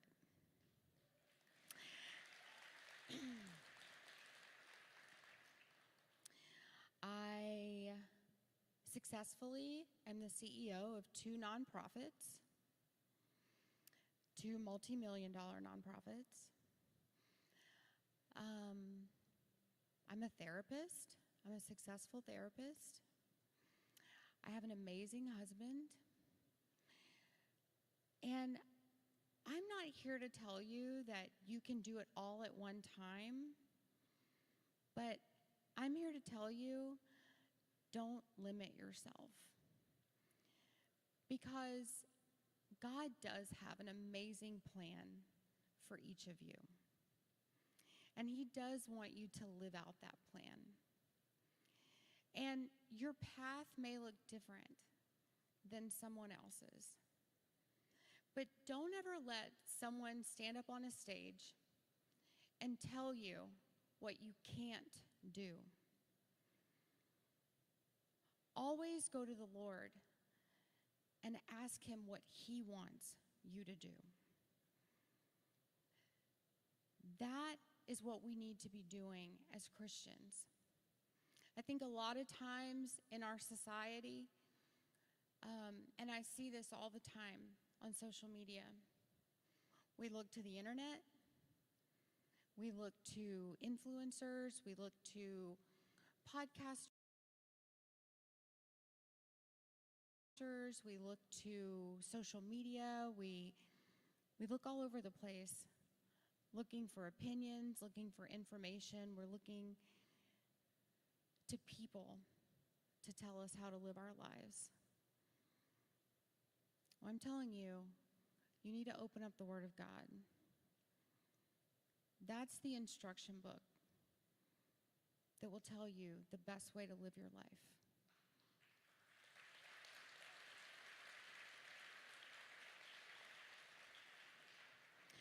I'm not going to tell you how to live your life, but I am going to tell you the things I did in my life to hopefully help you understand the things that maybe you shouldn't do.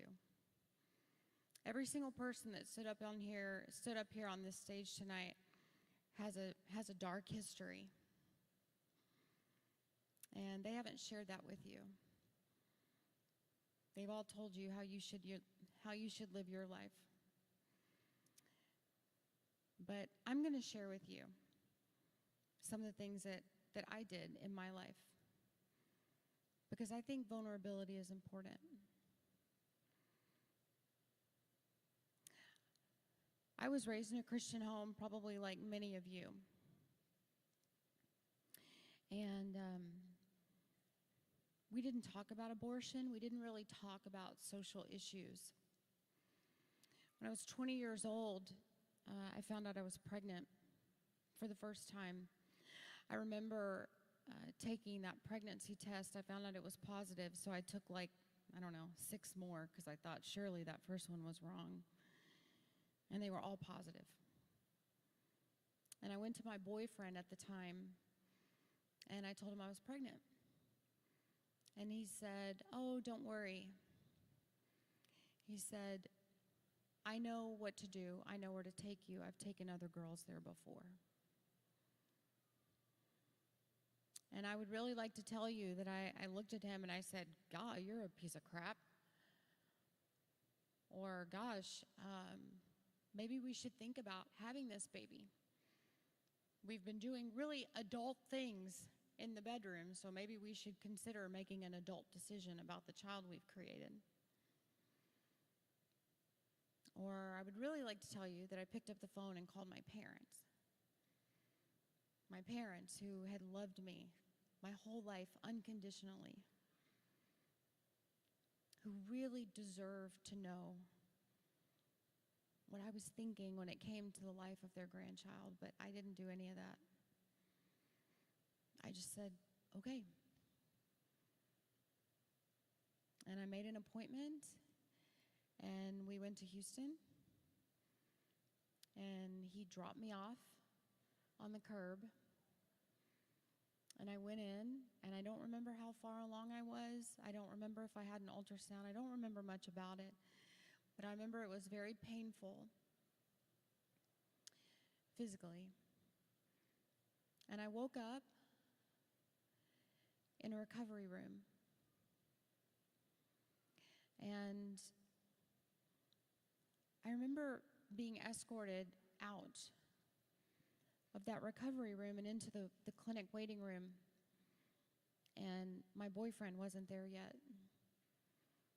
And I asked the worker there, I said, "Well, my boyfriend's not here. Can I sit here in the waiting room until he comes back to get me?" And she said, "No, you have to wait outside."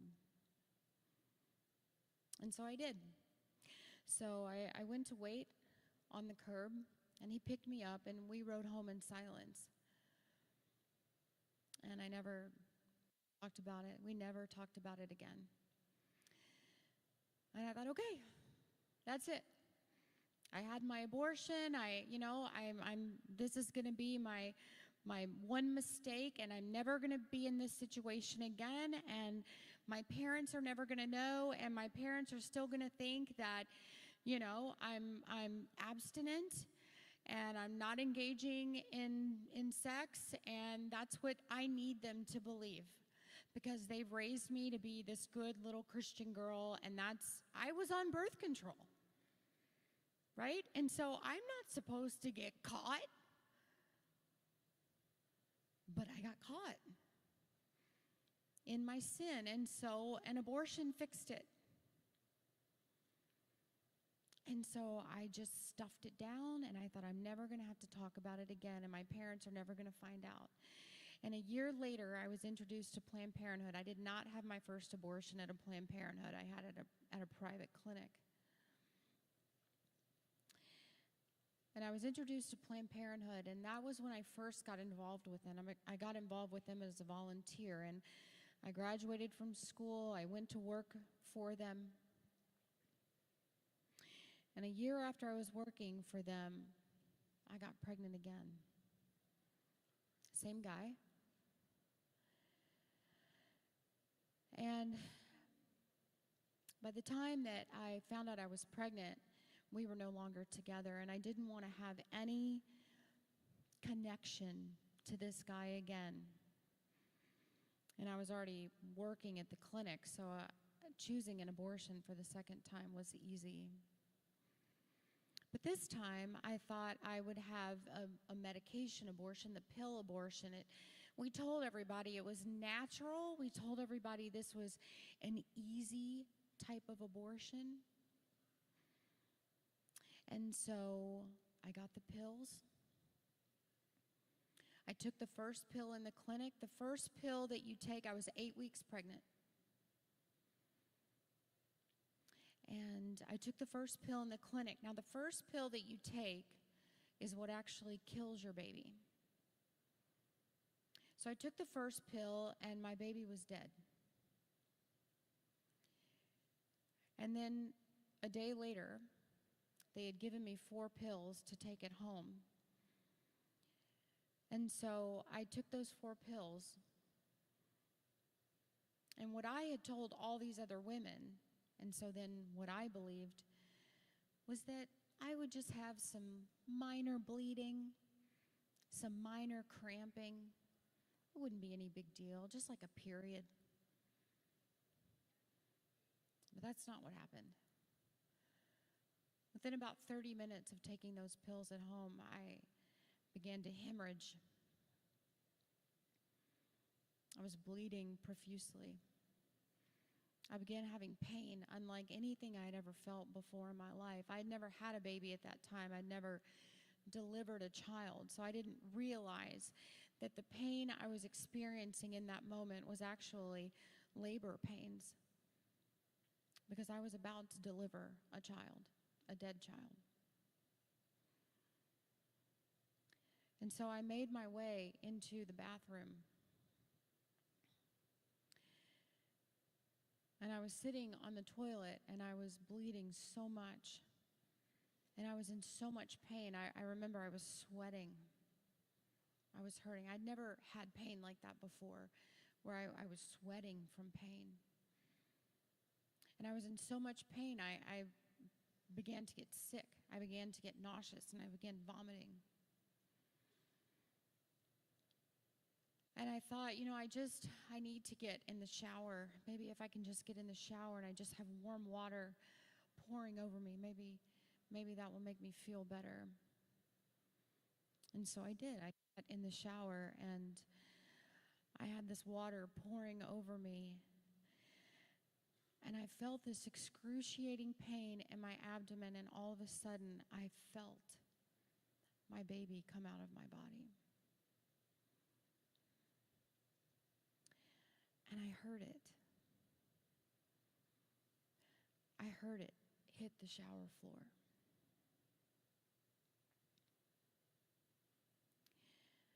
And I didn't want to look down. I didn't want to look and see what was on that shower floor. But I knew I was going to have to. And so eventually I did. Eventually I leaned down, and I picked up my baby, and I held it in my hand. And then what? I didn't know what to do. I felt panicked.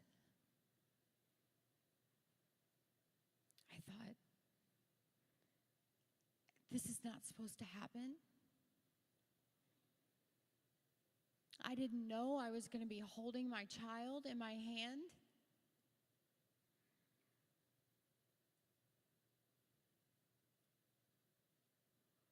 But just in this feeling of panic, I didn't know what else to do, and so I just dropped my baby into the toilet and just flushed the toilet as fast as I could.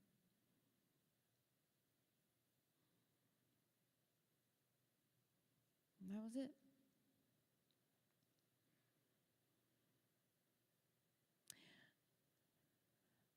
I sat in the bathtub, still in a lot of pain and still bleeding. And I filled up the bathtub with water, and at some point in time, I fell asleep or I passed out, I don't know, but sometime later I woke up and the water was cold.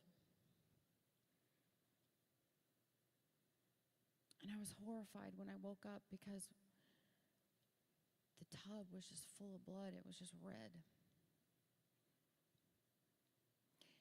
And I remember thinking in that moment, oh my gosh,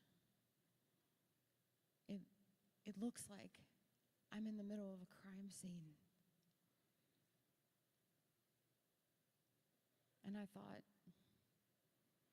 well, I guess I kind of am, because I just killed my baby.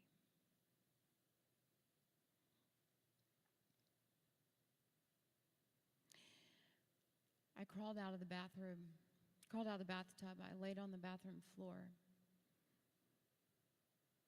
And I don't know how long I laid there. It was hours and hours.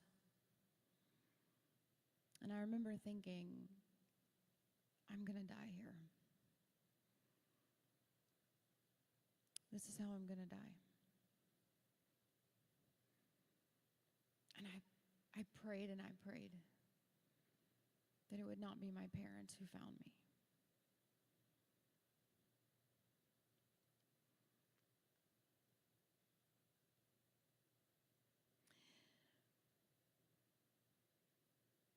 You see,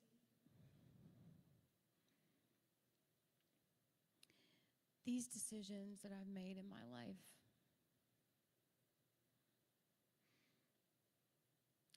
I don't tell you these stories because I want you to feel bad for me or because I want to scare you.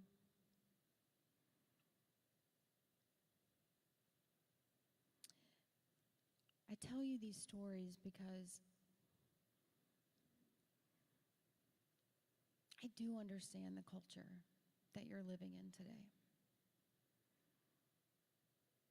I do understand the pressure that you're under as a young person. I do understand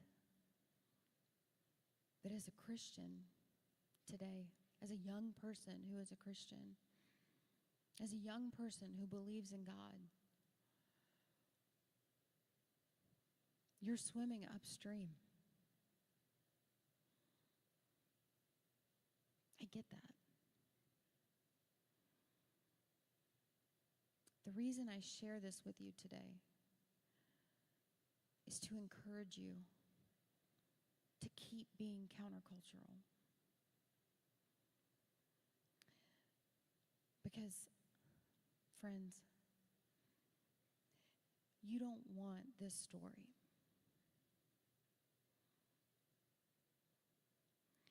You don't want my story. You don't want to one day lie on a bathroom floor and wonder if you're going to make it out of that bathroom alive.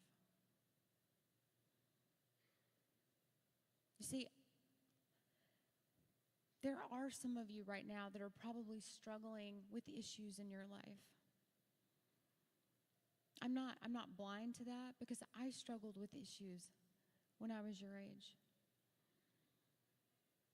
There are some of you in here who are probably having sex with your boyfriend or girlfriend. There are some of you in here who are probably dealing with pornography issues. You're not a loser for that. None of you are losers.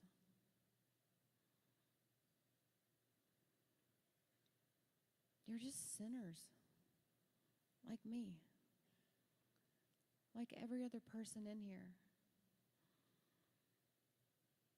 And I'm not up here to chastise you for the struggles in your life. But I am up here to tell you that there is a very real and very loving God who can help you make a U-turn in your life.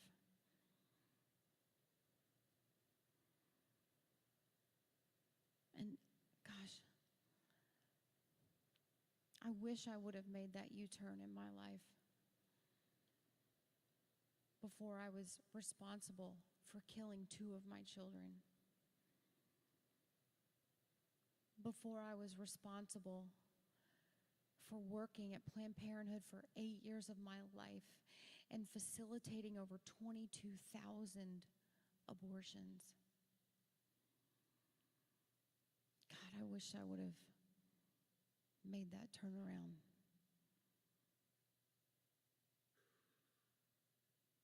I wish somebody would have spoken into my life and they would have said, Abby, it's not too late. There's something better for you. God wants something better for you. God has something better for you. And he loves you so much. And he can take away whatever burden you're feeling in your heart. And he can forgive you for whatever sin you're struggling with. And he can make you new.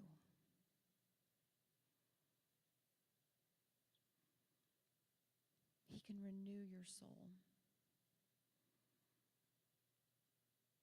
That's what I want you to hear from me. If he can forgive somebody like me, he can turn anybody's life around. And so you're going to hear this weekend a lot about politics. And that's good. As people of faith, we should be concerned about politics.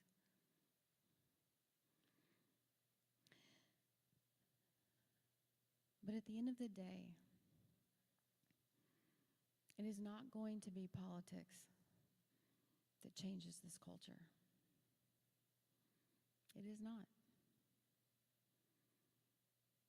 Politics has not ended abortion in the state of Texas. And technically, abortion is supposed to be illegal in the state of Texas. But are women still having abortions in the state of Texas? You better believe it. In fact, by every report that we have seen, abortions are at a record high here in the state of Texas, now that they've been made technically illegal. Laws are important. I'm not saying that they're not. I spoke at the Republican National Convention, for goodness sake, in 2020. I believe in laws. I believe that laws are a teacher. I believe they're important. But it will not be policy that changes this culture, friends. It will be the one true living God. And you will hear people tell you, maybe not at this conference, but throughout your life, you will hear people say to you, you know what, you need to really, in order to reach people, we really need to take on a secular perspective, a more secular perspective. Let's just talk about science. Let's not really talk about God. Let's just be more scientific. I was at a conference one time, and they were talking about tabling on their campus for pro-life issues, and a girl was instructing these students, and she said, if you're wearing a cross around your neck and you're tabling, you might want to hide it underneath your shirt because we really want to appear secular. And I went up later and I stood up on that stage and I said, that's the worst advice I've ever heard in my life. And I said, if you are a Christian, if you are a believer in the one true God, then you should stand up everywhere you go and proudly proclaim that gospel. We should never, ever, ever be ashamed of God. Ever. And that is the only truth. That gospel is the only truth that will change this culture. It will not be politics. It will not be policy. And it will not be Donald Trump. It will be Jesus Christ.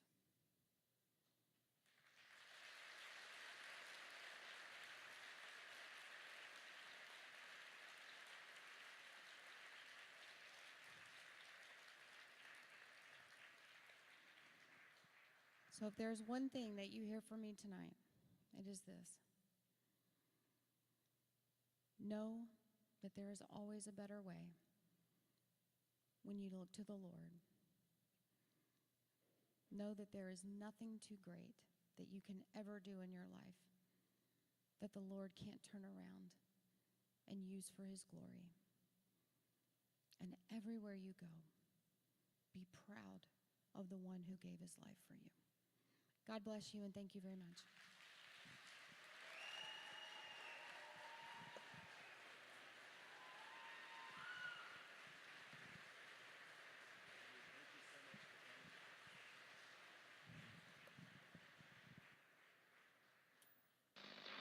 So right now, pretty much every big institutional investor in the West is guided by something called ESG. The idea is you invest your money in companies whose values align with those of the Democratic Party.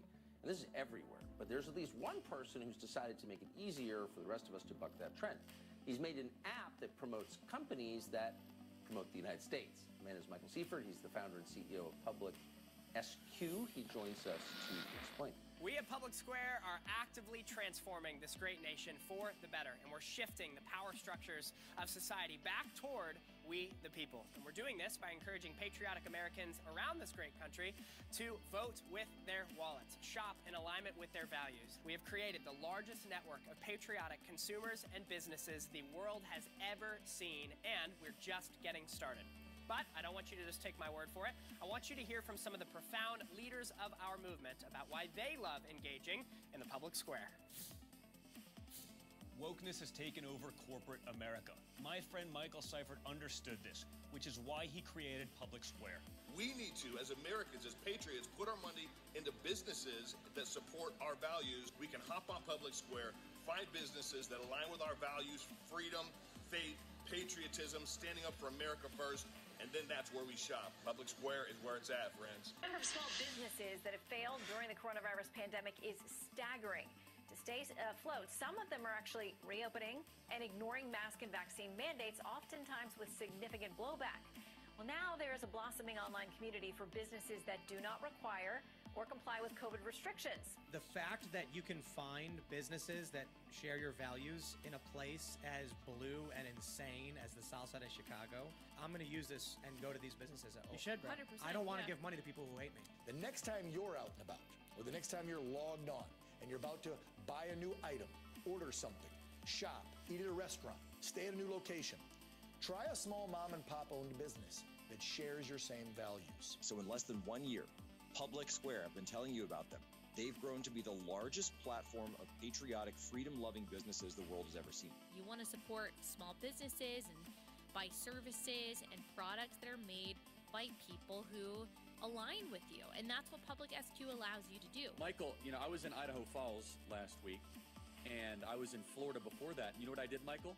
I opened up my Public Square app, and I said, I'm only going to get coffee. I'm only going to get, because when I'm traveling, I don't want to go support some LGBT trans thing. And so we get our coffee, we get our food from patriots. Stop giving your money to people that hate you, okay? Shop your values. We at Public Square are so grateful that we've had the opportunity to lock arms with patriotic consumers and businesses alike. And we would love for you to join the journey with us, because ultimately Public Square is the only platform where you can search for businesses that share your worldview, shop in alignment with your values, and then share that experience with all of your friends so that we can continue to grow this great patriotic movement, one business and one consumer at a time. So what are you waiting for? To get started, head to publicsq.com today, or you can search for Public Square app in App Store or Google Play, and we'd love it if you join us on the journey.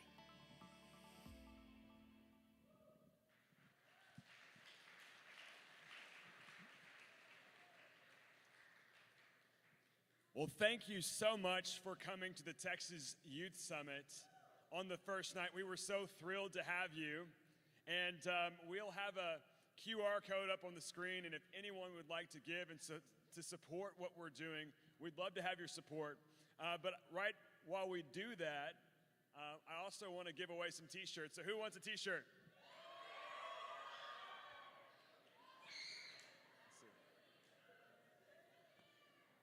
All right. Try to work this side of the room.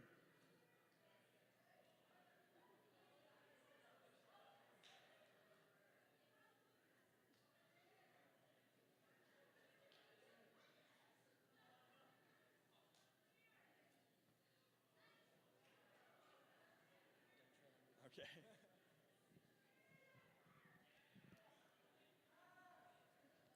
You guys gonna wear these tomorrow?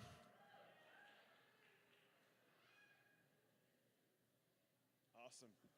The shirts, does everyone see what they say? Don't tread on me. Okay, we'll do one.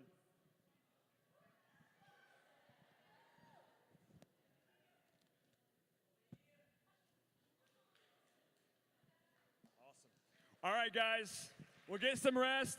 7 a.m. in the morning. It's going to be an awesome day tomorrow. Look forward to seeing you guys. Thank you.